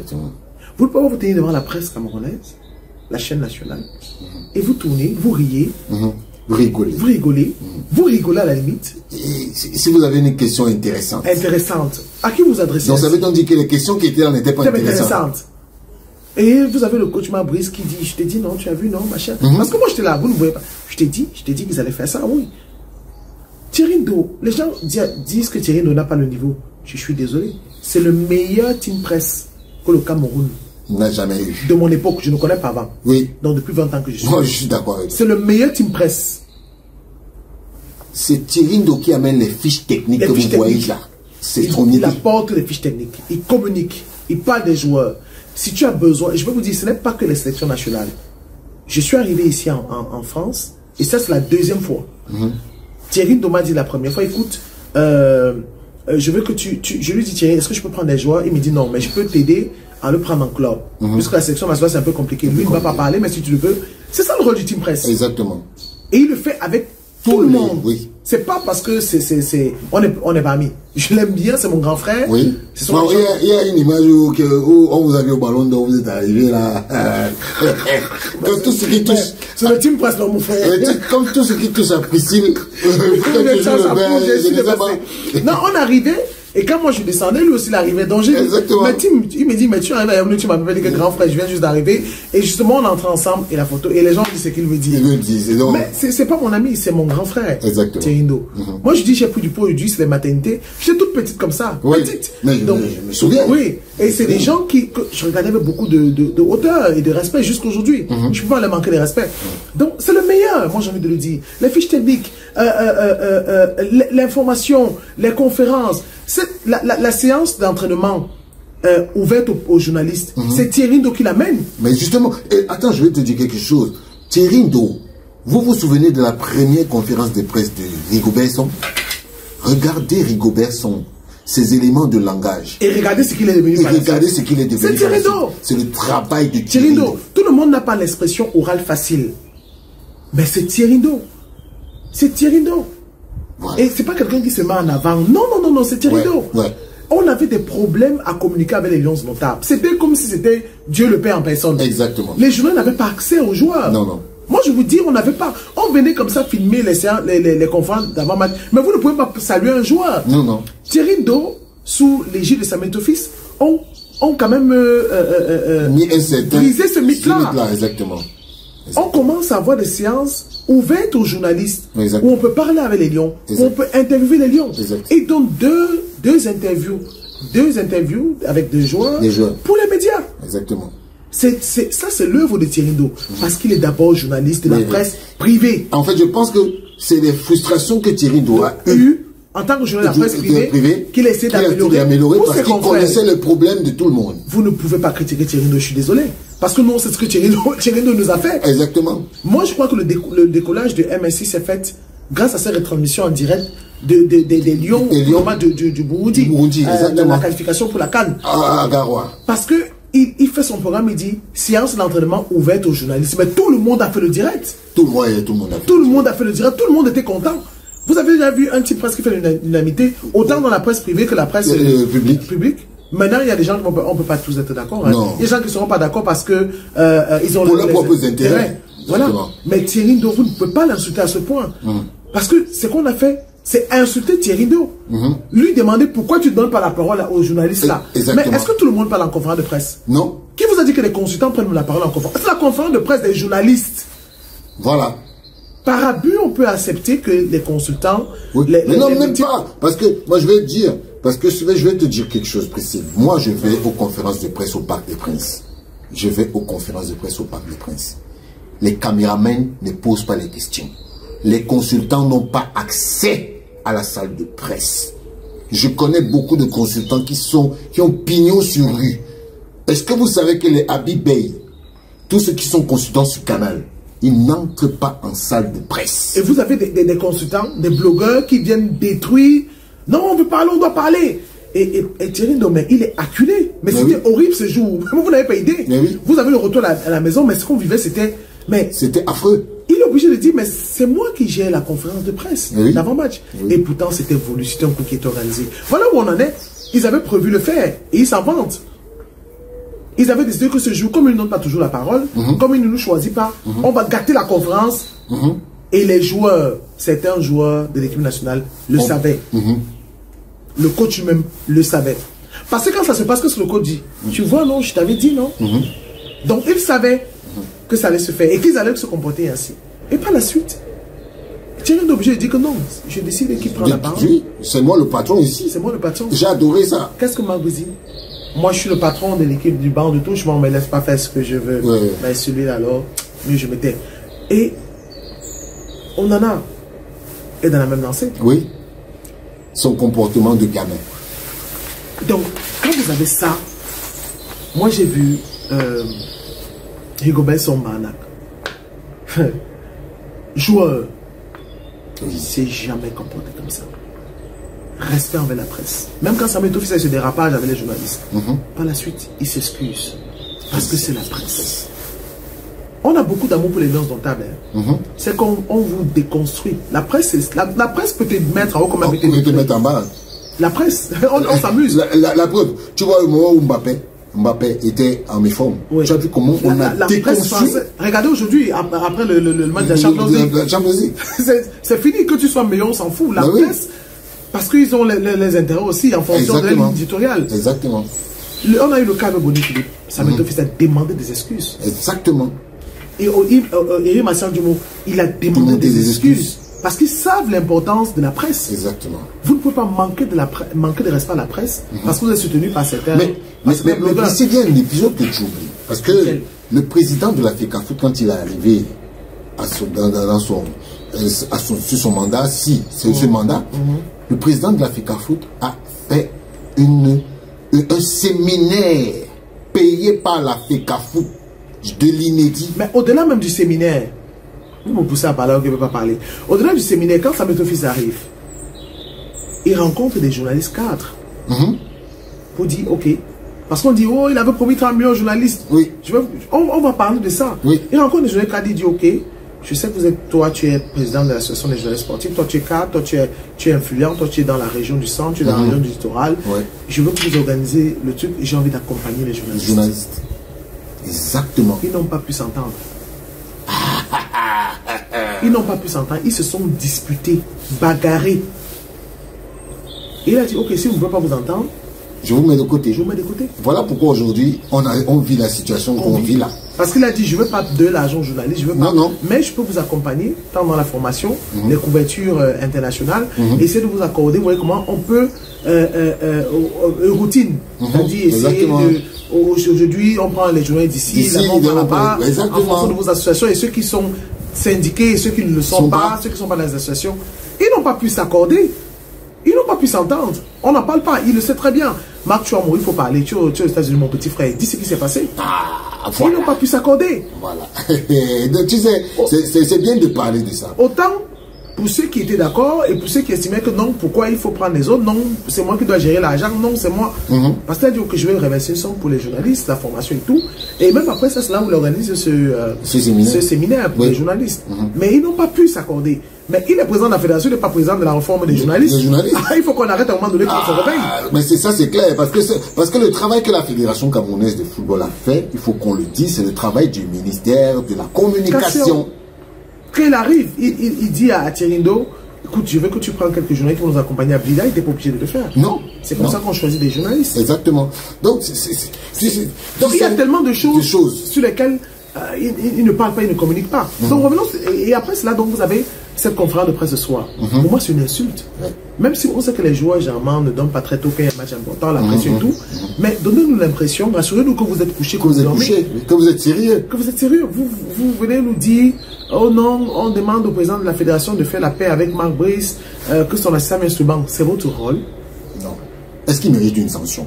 C'est votre rôle. Samuel Eto'o a été sanctionné par la Fédération camerounaise de football sur les IA parce qu'il n'était pas 15 mois parce qu'il n'était pas venu jouer le match amical contre l'Algérie. Je crois que c'était contre l'Algérie. Oui, oui, oui. Et on avait dit qu'il avait incité ses coéquipiers à ne pas jouer. Parce qu'il demandait il a incité à la révolte. Les mots forts. On l'a donné 15 mois. Il n'a pas. Et puis les statuts de la fédération, c'est la fédération qui demande la loyauté. Et il y a des statuts. Si c'est vrai qu'on n'est pas ça, je crois que j'ai reçu ces articles-là. Donc on peut les sanctionner. Mais vous avez vu, Samuel Toufous a dit, c'est pas ça le plus important. Il faut que les gars se concentrent pour le match. Donc, vous ne pouvez pas être dans une équipe nationale. Et puis même quand on dit l'équipe nationale, le vestiaire est sacré. Ce qui se dit là-bas reste là-bas. Ce qui se passe reste... Mais si on vous raconte les choses qui se font depuis des générations dans les vestiaires, vous allez mettre les mains sur la tête. Que ce soit de l'époque de Roger Mila, de Joseph-Antoine Bell, de Mboma, de Samuel Eto'o-Fils. Mais il y a des anecdotes terribles. Incroyable. Mais on n'en parle pas parce que c'est sacré, c'est le vestiaire. Ce sont des joueurs qu'on prend partout, donc ils ne peuvent jamais faire l'unanimité. On ne veut pas savoir vos guerres. Nous sommes au courant parce que Marc Brice en parle, le ministère des Sports réagit, la fédération réagit, nous on commente. Si vous avez une crise, gérez votre crise dans le vestiaire. Exactement. Le niveau que vous avez atteint aujourd'hui, André Onana, Vincent Boubacar, Ngande, Ngamale, Zambouanguissa, Lou Tolo, vous permet de jouer malgré des crises. Exactement. Comme vous le faites depuis. Vous permet de vous taire quand ça va mal. Quand vous voyez toute l'équipe nationale se réveiller à 23 h pour demander au président de la fédération de faire profil bas pour qu'un assistant soit sur le banc. Un assistant soit sur le banc. Même pas votre coéquipier. Parce qu'on peut le comprendre, c'est une revendication par rapport à un coéquipier. Un assistant. Et que par la suite, vous décidez de ne pas entrer au stade. Parce qu'il faut que Mounouga soit sur le banc. Jusqu'à ce que l'arbitre doit vous menacer. L'arbitre instant vous dit, si vous n'entrez pas, d'ici 5 minutes, je donne le carton rouge à toute l'équipe. Est-ce que vous vous rendez même compte? Là, je ne peux plus me contenir. Est-ce que vous vous rendez compte? Vous faites du chantage, vous utilisez l'équipe nationale pour faire du chantage aux dirigeants de la fédération parce que vous voulez que Mounouga soit sur le banc. Si Mounouga est le coach, mais que Marc se retire, même Mounouga coach. Exactement. Exactement. Mais c'est quoi cette histoire? Pourquoi vous ne faites pas une pétition pour dire que Oman Big doit être sur le banc? Parce que c'est un ancien indotable. Exactement. Moi, je pense même que Oman Big mérite mieux d'être sur le banc que Mounouga. Mais je ne comprends pas. Parce que Oman Big a apporté beaucoup de choses au Camerounais que Mounouga n'a pas apporté au Camerounais. Je n'ai pas compris cette scène. C'est après quand je vois la sortie du feu Fabien Bobo, père à son âme, que je comprends. Parce qu'ils étaient là. Les gens ne sortent pas. Les Libyens attendent, les gens ne sortent pas. Ils disent mais il y a encore quoi là-bas? Exactement. Il y a 5 minutes de retard. C'est l'arbitre qui dit que si vous continuez, je vous donne tous un carton rouge et le match, oui. Tapis d'air. Qu'ils se mettent à sortir. Parce qu'un ministre est parti voir, le ministre est parti, moi je le dis, hein, le ministre des Sports est allé voir le commissaire de match pour dire qu'il faut que Mounouga soit sur le banc. Et le commissaire de match a dit au ministre des Sports et à Marc Brice que, monsieur, je ne vous connais pas. Je parle avec la fédération. Vous voyez à quel niveau nous sommes. Vous voyez à quel niveau on en arrive. Et c'est ça le problème. C'est ça. Exact. C'est-à-dire que quand on arrive déjà à utiliser l'équipe nationale pour faire du chantage, pour des besoins personnels, ça c'est un problème. Exact. Vous êtes responsable des actes que vous posez. Parce qu'on n'a jamais vu avant des joueurs faire ça. Ça c'est votre... Et ça va rentrer dans votre palmarès. C'est votre palmarès. Quand on m'a dit que l'équipe, la génération de Aboubacar, oui, Aboubacar, il avait fait avec Marc Brice. Avec Marc Brice. André Onana était là en conférence de presse. Vous vous rendez compte, quand je parle du complexe des expatriés, les gens ne comprennent pas. Marc Brice arrive, on a donné une voiture à Rigobert Song qui ne fonctionnait même pas. Tous les jours d'été au garage. Ah bon? Sans frais de fonctionnement. Il a dit, prenez votre voiture, vraiment. J'ai pas besoin. Aujourd'hui, on a une voiture de 80 millions à Magwis, 80 millions à Mounouga, assistant. Donc chacun a sa voiture? Oman Big n'a pas de voiture. Incroyable. Ah! C'est pas... Mais puisque le décret est sorti, c'est moi qui dis. Que nous avons oui, on a vu. Oman Big, ancien lieu notable. Génération 90-94. Oui. La seule équipe qui nous a fait rêver, les seuls joueurs qui ont passé qui nous a fait rêver. Oui, parce qu'on n'aura plus jamais... Grâce à qui le Cameroun? On n'aura plus jamais sensation pareille. Exactement. C'est le premier pays à être finaliste. Exactement. De la Coupe du Monde. Oui. Vous ne lui donnez pas de voiture. Oui. Mais aussi, c'est bien pour lui, hein, c'est bien fait. N'est-ce pas? Quand vous ne vous respectez pas, on vous ramène à votre n'est-ce pas? Réel niveau. Il faut apprendre à avoir de la considération, à se faire respecter. Moi, je voulais dire qu'il n'est pas plein. Oui. Parce que quand on a une icône, on la respecte. Et si on se respecte, tu te fais respecter, monsieur. Mais oui. C'est bien fait pour lui. Parce que vous vous faites trimballer, on vous dit viens, tu montes, tu descends, machin. Tu t'appelles Cannabik, Omambik. Tu es Omambik. On va te traiter comme ça de cette façon. Mais oui. Thomas Kono, quand on l'a fait venir, il a dit que la façon dont je vois vos choses aussi, je me mêle pas de ça, je m'en vais. Exactement. Et je vais te dire quelque chose. J'étais à Marseille. J'étais à Marseille il y a peut-être 2-3 mois. Quand je suis arrivé à Marseille, j'ai demandé au gars quel est le Camerounais qui vous a fait rêver. Il y a eu un nom, Bel et Omambik. Omambik a joué à Marseille. Alors, et les Marseillais se souviennent de lui. Et ce même Omambik se fait traiter comme ça, en équipe nationale. Comme un enfant? Comme un enfant pour quelqu'un qu'on ne connaît pas à Marseille. Marc n'arrive même pas à le tenir comme ça lors du chant de l'hymne national. Vous savez, il a vu ça où? Il faut qu'on lui parle, qu'on force. Omambik? Non, tu es Omambik, frère. Mais oui. Tu es Omambik. Oui. Tu es Omambik, on t'a sorti à Pouma. Tu mérites d'avoir le nom que tu as. Mais oui. Tu ne peux pas te faire traiter de cette façon. Et c'est pour ça que Samuel Tofis dérange. Parce qu'il vous dit, je sais qui je suis. Mais oui. Et je vais vous montrer que mon nom a de l'importance. Exactement. Si ton nom a de l'importance et que tu ne te fais pas valoriser, oui, mais on va te traiter comme on te traite là. Mais oui. On ne peut pas donner une voiture à Marc Brice. Je suis désolé. Oui. Et à Mounouga, on les a vus arriver au Cameroun, on a vu ce qu'ils sont. Comme on voit ce qu'ils sont en train de dire. Ils ont un traitement de prince alors qu'ils ne le méritent pas. Omambik est traité comme si c'était un orphelin. Non, il faut arrêter. Et c'est ça qui est frustrant à la limite. Parce que vous ne voulez pas aider. Vous servez vos intérêts. Ouais. Mais Priscille. Non, franchement. Priscille, on va te sortir de tout ça. Parce que tu sais, on te voit. Mais est-ce qu'en dehors du sport, tu as des passions? Une autre passion? Oui. La natation, j'aime beaucoup nager. Tu nages bien? Oui, je nage bien. J'aime beaucoup nager. Tu fais les cartonnages? Non. Parce que, mais tu sais, depuis qu'on a commencé cet entretien, précis, je me rends compte qu'on a des points en commun. On a trop de points en commun. C'est pour ça qu'on s'entend, c'est pour ça qu'on se comprend. Oui, parce que la natation, moi, je l'ai pratiquée comme sport. Ouais. Je connais nager, je sais tout faire, toutes les 4 nages. Non, moi, je sais pas. Et de façon professionnelle. Tu maîtrises 2. Moi, je connais nager la brasse, ouais, le papillon. Ouais. Ça, j'étais champion du Cameroun. La brasse, oui. Le crawl, non. Le dos. Le dos. Oui, le papillon, je sais. Le papillon, ça fait vraiment justement. Moi, j'étais champion du Cameroun. Beaucoup de gens qui vont écouter vont savoir. J'étais champion du Cameroun en cadet minime. Mais si on avait un message sport qui fonctionnait, c'est que tu as un talent qui...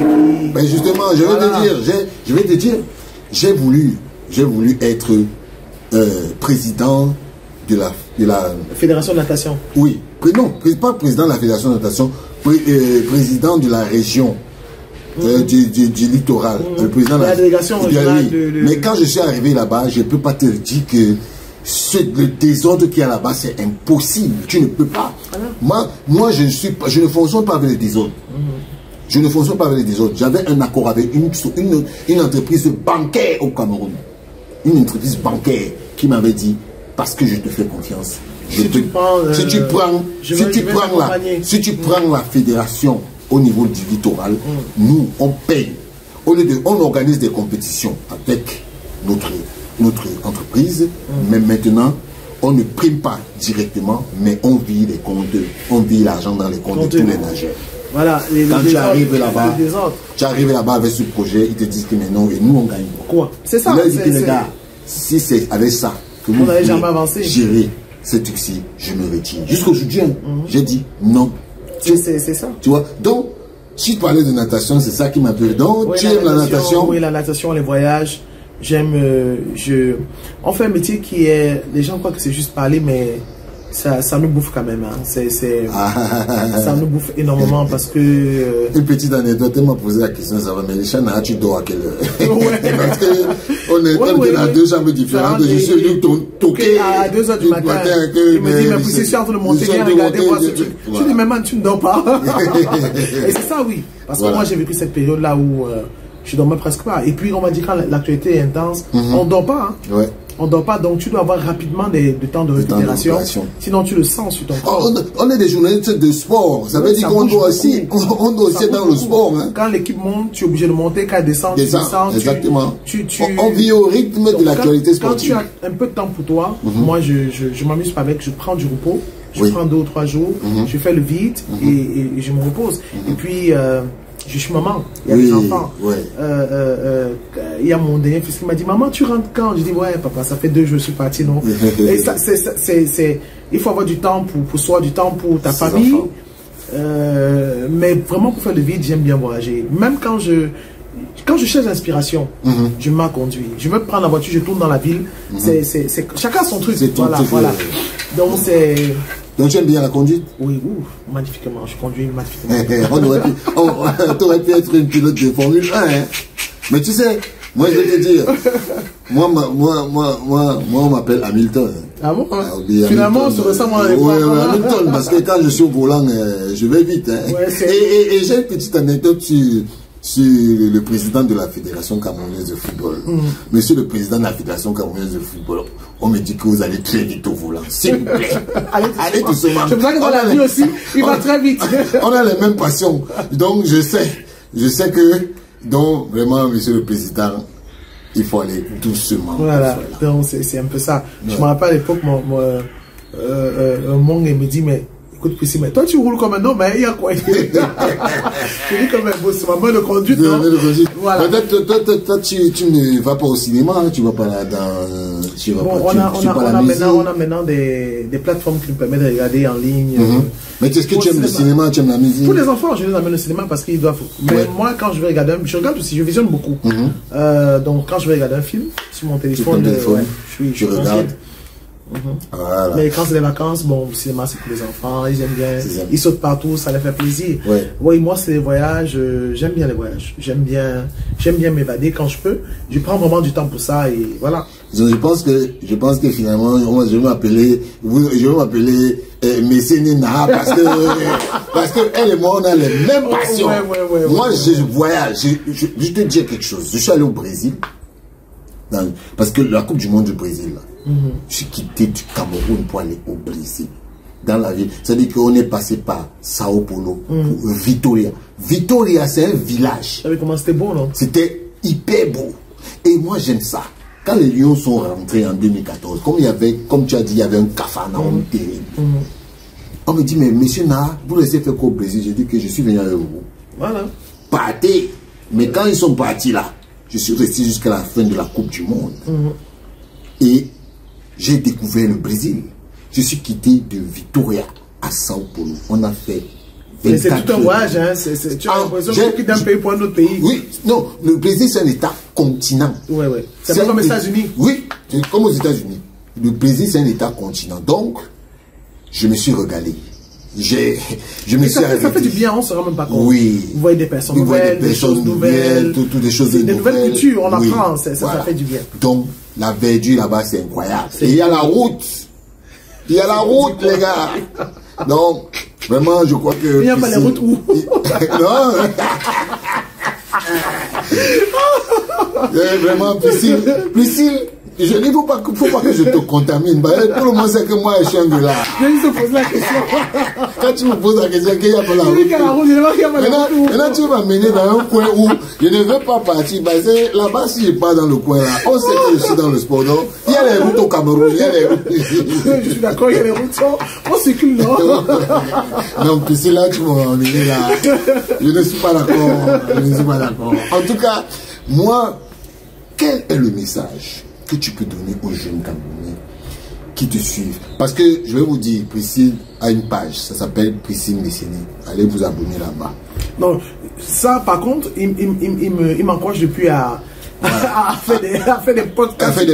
Je vais dire mon frère, c'est ton truc, c'est pas mon truc. Non, il me dit qu'il faut essayer. Il faut essayer. Non, je vais m'y mettre, mais je vais m'y mettre. Moi, qu'est-ce que je vais dire aux jeunes Camerounais? Moi, j'ai un message pour 2 personnes. Monsieur Mongen et Daniel. D'accord. Wow. Ce sont des personnes par qui j'ai beaucoup appris.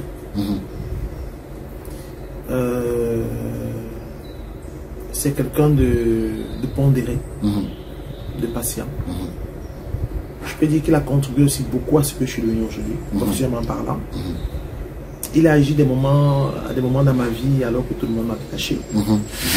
Et pour cela, je serai éternellement reconnaissante. Et j'ai dit éternellement reconnaissante. La vie, il y a des hauts et des bas. Parce que je suis vrai, hein? On a eu des hauts, on a eu des bas. Oui. Mais il sait combien je l'aime. C'est mon papa. Je l'appelle mon grand frère, mon boss, mon papa. C'est mon papa. Je peux pas. C'est quelqu'un de formidable. C'est quelqu'un de. Je sais pas si c'est de la planète Terre. Ah, il est une humilité légendaire. Légendaire. Il est tellement humain. Tellement humain. Et j'apprends beaucoup de personnes comme ça. Parce qu'on a un peu le même cœur. Samuel est ton fils. Oui. Le président. Samuel est ton fils. Ça fait 3 ans que je le côtoie de manière indirecte. Pas mon travail. Mais la vérité, c'est que entre ce qu'on dit et ce qui est, il y a une totale différence. Et il y a un fossé énorme. Je vous dis, il y a un fossé énorme. Vous ne pouvez pas causer avec ce monsieur, ni le voir et ne pas être impressionné. J'ai dit, c'est impossible. Donc, je suis d'accord aussi, un être humain a des défauts et des qualités. Mais chaque fois que vous avez en face de vous quelqu'un, mettez dans la balance ses défauts et ses qualités. Vous verrez que les qualités sont au-dessus des défauts. Donc, pour vous qui êtes parfait, c'est bien. Ça existe? Non, il y a des gens parfaits. Hein. Parfaits, hein. Vous les voyez sur les réseaux sociaux, des donneurs de leçons. Vous qui êtes parfaits, c'est bien. Pour nous, pécheurs, nous qui tendons et qui courons vers la perfection, j'ai envie de dire ceci. Dieu utilise les personnes imparfaites pour les parfaits afin que sa volonté soit faite. Donc, des personnes imparfaites comme Samuel ton fils, Dieu les utilise, les forge, mûrit, les fait grandir, et afin que leur gloire réjaillisse et brille davantage. Et que tout le monde puisse les suivre dans cet exemple-là. C'est ce que je vais dire par rapport à Samuel ton fils, parce que je ne pourrais pas partir sans dire un mot. C'est vous qui êtes parfait. Vous êtes des personnes parfaites, vous critiquez, vous donnez des leçons, vous créez des choses.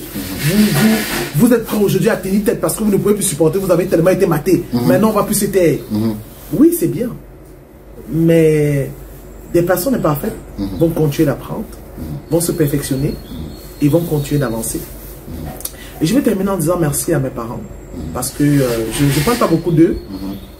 Mais je suis un peu comme ma mère. Hein. On ne s'entend pas beaucoup. On est parce qu'on se ressemble. On a le même tempérament. Mais cette force. Deux corps de même nature. Oui, c'est vrai. Mais le tempérament que j'ai, c'est ma maman. J'ai pris son caractère. C'était mon père a eu beaucoup d'argent dans les années 94. Il a chuté. Et il ne s'est jamais remis de cela. Parce qu'il y a des gens qui n'arrivent pas à rebondir. Hein. Ma mère, elle a rapidement rebondi. Elle a une force de caractère incroyable. C'est quand tu crois qu'elle est couchée, qu'elle se réveille. Non, ma mère, elle a ça. C'est-à-dire, on l'appelait le lieutenant à la maison. Après, on a arrêté parce qu'elle n'aimait pas. Elle a ce truc-là. Elle n'a pas honte. Elle n'a pas honte de ses valeurs. Elle n'a pas honte de ce qu'elle est. Elle a une force de caractère. Elle va imposer ses idées. Ça, c'est ce que nous n'aimons pas. Mais c'est ça qui nous a défini, qui nous a forgé, mes frères et moi. Donc, à ma mère, je lui dis merci parce que j'ai beaucoup pris ce côté d'elle. Avec le temps, je m'assagis et je comprends certaines choses que je ne comprenais pas il y a 10 ans. Donc, je m'améliore. À mon père, mon feu papa, il m'a tout donné. Vous savez, les filles et les papas. Toujours... Il m'a tout donné. C'est le seul qui... Il a compris rapidement ce que je voulais faire. Il m'a accompagné. Malheureusement, il ne voit pas ce que je suis devenu. Il ne voit pas quand je vois les gens m'appeler Messé, c'est le nom de mon père. Exact. Je dis, oh papa, tu savais que ton nom est devenu... On descend avec, on monte avec. On va à gauche, à droite. Non, c'est mon père. Il m'a beaucoup soutenu dans ce métier-là. Alors que les gens, quand les gens disaient, mais ta fille, elle ne fréquente pas, elle a raté sa vie. Lui disait, ma fille est journaliste. Alors que je n'étais même pas encore journaliste. Il dit, c'est ma journaliste. C'est la journaliste de la famille. Mon père, lui, et il s'en vantait tellement. Et il n'a même pas vu ce que je suis devenu. Donc j'espère qu'il était témoin de Jéhovah. Ah. Oui, témoin de Jéhovah. Mais je t'ai dit que toi et moi, on a beaucoup de pains en commun. Ah bon? Tu as une famille témoin de Jéhovah? Mais moi, j'étais témoin de je lance. Mais c'est pas possible. Mais je te dis la vérité. Non, mais je comprends maintenant beaucoup de choses. Je comprends beaucoup de choses. Toute la probité morale que j'ai. Oui, c'est ça. On est Marco Ferro, je disais une fois sur un plateau de télévision, les enfants témoignent de des choses particulières. Exactement. On n'est pas dans les excès. Non. On n'est pas dans le faux. Je fume pas, je bois pas, je prends pas d'alcool. Oui, je ne fume pas le banga. Voilà. On me dit souvent que oh, tu as fumé le banga parce que les témoins de Jéhovah, l'alcool, les cigarettes, les abus en fait, les excès. J'ai passé les 25 premières années de ma vie sans fêter Noël. Oui. C'est vrai qu'on fête pas Noël. Je suis comme Priscille, un homme de parole. Et elle est une femme de parole. Elle ne te fait pas les coups dans le dos. Jamais. Priscille a fait beaucoup de choses pour Richard Nara que vous voyez aujourd'hui là. Beaucoup de choses. Je suis le correspondant de MSI en France. MSI reconnu comme média en France. Oh, ça va. Ça va. C'est pas... C'est le B.A.B.A. Oui, non. J'ai reçu des lettres. Je veux dire, soyez reconnaissants dans votre service. C'est vrai. Priscille, je veux que tu donnes un message aux jeunes. Parce que j'ai rencontré des jeunes qui ont une grande admiration pour toi. Mais aux jeunes, je vais dire, il faut travailler. Exactement. Il faut énormément travailler. J'ai toujours le plaisir quand je parle de mon parcours. Parce qu'il y a des gens qui croient, ils me voient aujourd'hui. Je fuis beaucoup la lumière. Moi, j'aimais travailler en retrait parce que je voulais me façonner. Comme moi. Il faut beaucoup travailler. Aujourd'hui, il y a un accent qu'on met sur la vie de facilité. Les filles... elles veulent tous être des influenceuses. Le rêve n'existe pas. Vous savez, les gens qui ont ne montrent pas. Tous les milliardaires que j'ai rencontrés dans ma vie ne montrent jamais ce qu'ils ont. Ils vous disent toujours non, je n'ai pas. Non, je n'ai pas. Mais ils ont une vie de luxe. Parce que c'est pas ce qu'ils veulent montrer aux gens. Ce qui les intéresse, ce sont les valeurs. Donc aujourd'hui, la jeunesse est impactée par des pseudo-personnes qui ont réussi, qui vous montrent tout sur la toile. Mais c'est pas ça la vie. La vie n'est pas linéaire. La vie est tellement difficile, elle est rude. Et plus les victoires, l'effort est difficile, les victoires sont plus belles. Aux jeunes qui veulent faire dans ce métier, vous savez, moi j'ai dit à mes enfants, je ne souhaiterais pas que vous soyez journaliste. Parce que nous on a eu beaucoup de chance, parce qu'on est très passionné. Si tu n'es pas passionné, tu ne peux pas faire ce métier. Si dans 10 ans ça s'améliore, les choses changent, oui, vous pouvez être des journalistes. Si vous venez ailleurs faire des bonnes écoles, vous pouvez être journaliste. Mais au Cameroun, c'est pas bon. C'est pas bon. Aux jeunes qui sont déjà dans le métier, qui sont mordus, comme nous on a été mordus, soyez patients. Chacun a son tour. Il y a des gens, moi j'ai attendu 20 ans pour avoir mon tour. Exactement. Voilà. Il y a des gens qui ont les tours après 5 ans. Tous ceux de ma génération sont devenus des stars ou des personnes connues avant moi parce qu'on n'est pas des stars, on n'a pas la possibilité de devenir des stars, donc il faut qu'on arrête de rêver.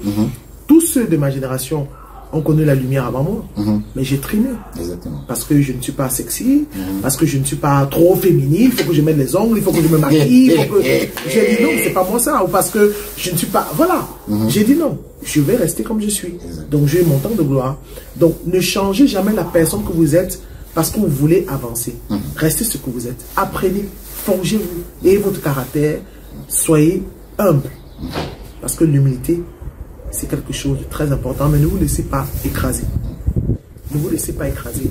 Et soyez rigoureux dans le travail. Vous n'allez pas faire l'unanimité parce que vous travaillez bien. Quand vous travaillez bien, les paresseux vous combattent. Ou les personnes qui ont les avantages vous combattent. Mais à la fin, c'est votre travail qui parle pour vous. Et je vais terminer par une petite anecdote quand je parle de travail. J'étais dans un projet il y a quelque temps. C'est récent. Tout le monde me critiquait. Tout le monde m'insultait, on m'a traité de voleuse, je ne peux pas, de menteuse, de méchante, parce que j'étais rigoureuse dans le travail. Aujourd'hui, tout le monde regrette mon absence, parce qu'il y a une différence qui se fait. Quand vous savez que vous êtes dans le droit chemin, ne vous détournez pas, foncez, soyez comme des chevaux de course, ni à gauche, ni à droite. C'est parce qu'on travaille, c'est parce qu'on maîtrise ce qu'on fait. Et même la souffrance est parfois importante. Des gens qui ont les facilités ne seront jamais des personnes... il faut être forgé dans la souffrance pour pouvoir acquérir certaines grandeurs. C'est pas possible. Si vous ne connaissez pas ce qu'on subit comme Richard et moi sur les réseaux sociaux, vous ne pouvez pas savourer la grandeur. Je suis toujours surprise quand les gens, par rapport à la vidéo, tu as vu, j'étais même effrayé parce que je ne comprends pas. Mais c'est la résultante du travail ou de l'impact que vous donnez qui permettent. Donc, pour moi, pour les jeunes filles comme les jeunes garçons, puisque moi je suis journaliste, je vais vous dire, si vous entamez ce métier, c'est un très beau métier. Ne vous compromettez pas parce qu'il faut coucher avec un tel pour avoir des postes. Exact. Ne vous compromettez pas parce qu'il faut prendre de l'argent. Beaucoup de gens disent, moi je rigole, prendre de l'argent parce qu'il faut aller saboter quelqu'un d'autre. Non, ne faites jamais ça. Faites votre travail. C'est vrai qu'on a obligation d'être neutre, mais on a des sentiments aussi. Exact. Je peux être neutre dans mon rendu, mais de façon personnelle, je décide de soutenir quelqu'un, comme j'ai décidé de soutenir Samuel Eto'o-Fils. Exact.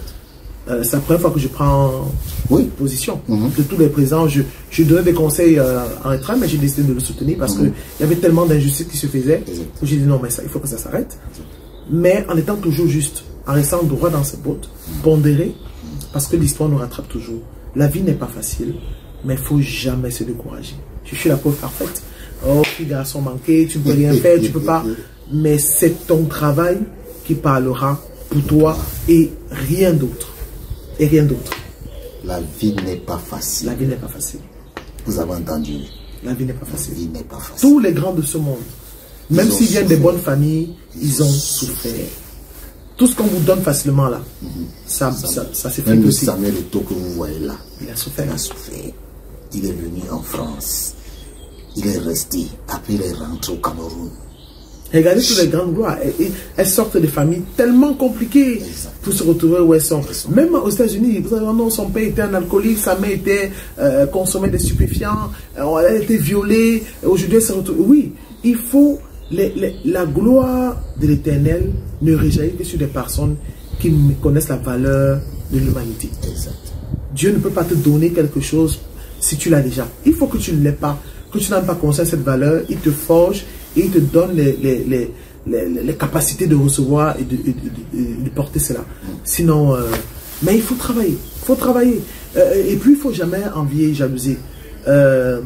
Tu peux être avec ton ami, il évolue plus rapidement que toi. Ne l'envie pas. Ton heure n'est pas encore arrivée. Et il faut connaître quel est ton chemin, quelle est ta destinée. Quand tu as compris ça, tu attends ton tour. Chacun son tour. McDonald's, je disais une histoire sur McDonald's. Il était millionnaire à 60 ans. Milliardaire même en dollars. Il a fait de la prison. C'est comme ça. Vous vous rendez compte que des personnes, quand vous écoutez l'histoire de Samuel Eto'o-Fils, il n'a jamais lâché prise. Il est venu, il a été renvoyé, rapatrié. Il est resté, il s'est battu, il est remonté. Ça n'a pas été facile. Il a été combattu. Andrew Nana, ils sont où? Qu'on soit d'accord ou qu'on ne soit pas d'accord, ils disent que c'est le bon Dieu qui vient le chercher à Yaoundé. Non. On connaît son parcours. Il s'est battu. Nous, Tolo, il s'est battu.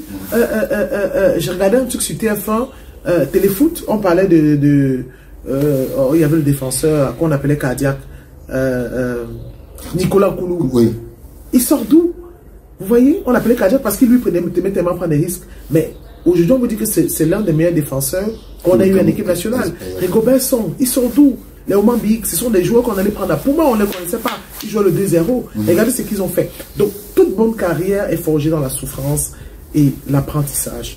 Il ne faut jamais avoir honte d'apprendre. Il faut attendre son tour. Il ne faut pas dire pourquoi j'ai le même âge que Priscilla et je ne suis pas comme elle. Non, Priscilla a eu ses douleurs.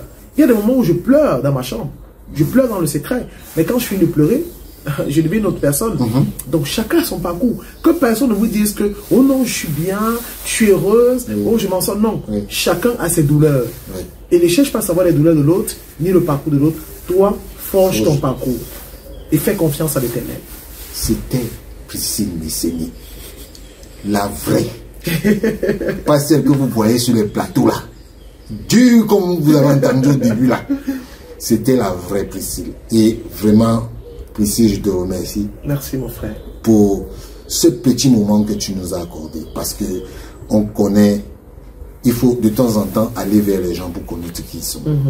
Et avant de te connaître comme je te connais aujourd'hui, on se voyait de loin. On s'appréciait beaucoup. On mangeait tous les midis ensemble. Même tout le dos. Mais il faut qu'on le dise. Non, après, il faut couper parce qu'on a fait au moins 1 minute 34. Non, mais c'est pas grave. Mais, et beaucoup de gens ne le savent. Quand je parle du fait que je marchais Mes chaussures suisaient sur le côté. C'est important. On se retrouvait. On passait à la télévision. Hein. Exactement. On partait manger à Bali derrière. Là, c'était dans un carreau. Petit truc comme ça. Mais on se retrouvait là avec les Julien Latada. On mangeait 300. Je crois 300 au trop. Quand tu mangeais 800, mais tu étais. Mais on dit, mais tu as le combo, gars.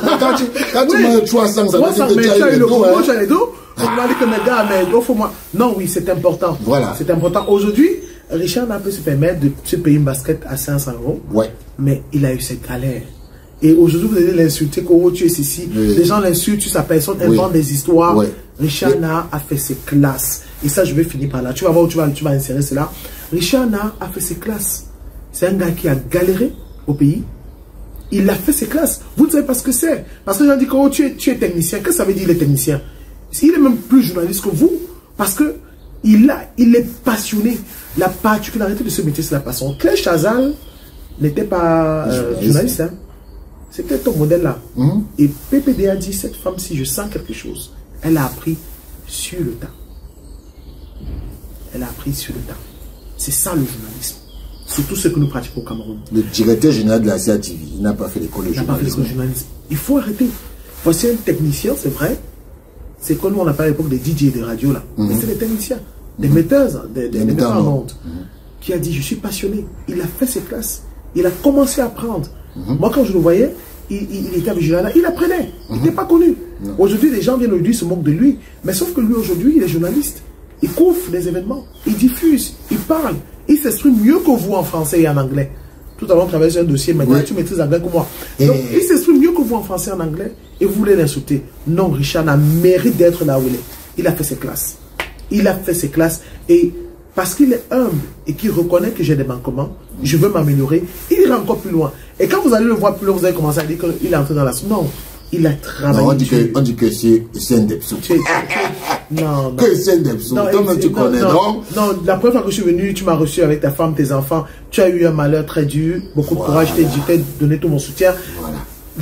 Et chez nous, en patois, on dit qu'un arbre quand un arbre est sec, stérile, n'a pas de branche, on ne s'arrête pas, même pour s'abriter, se mettre sous l'ombre, parce qu'il n'a pas de branche. Donc tu ne sais à rien.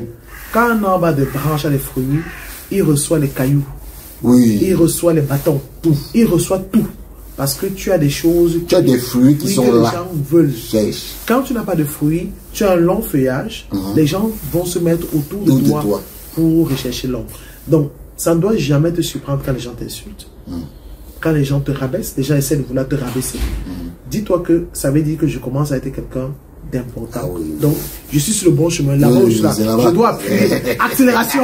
Allez, bye bye.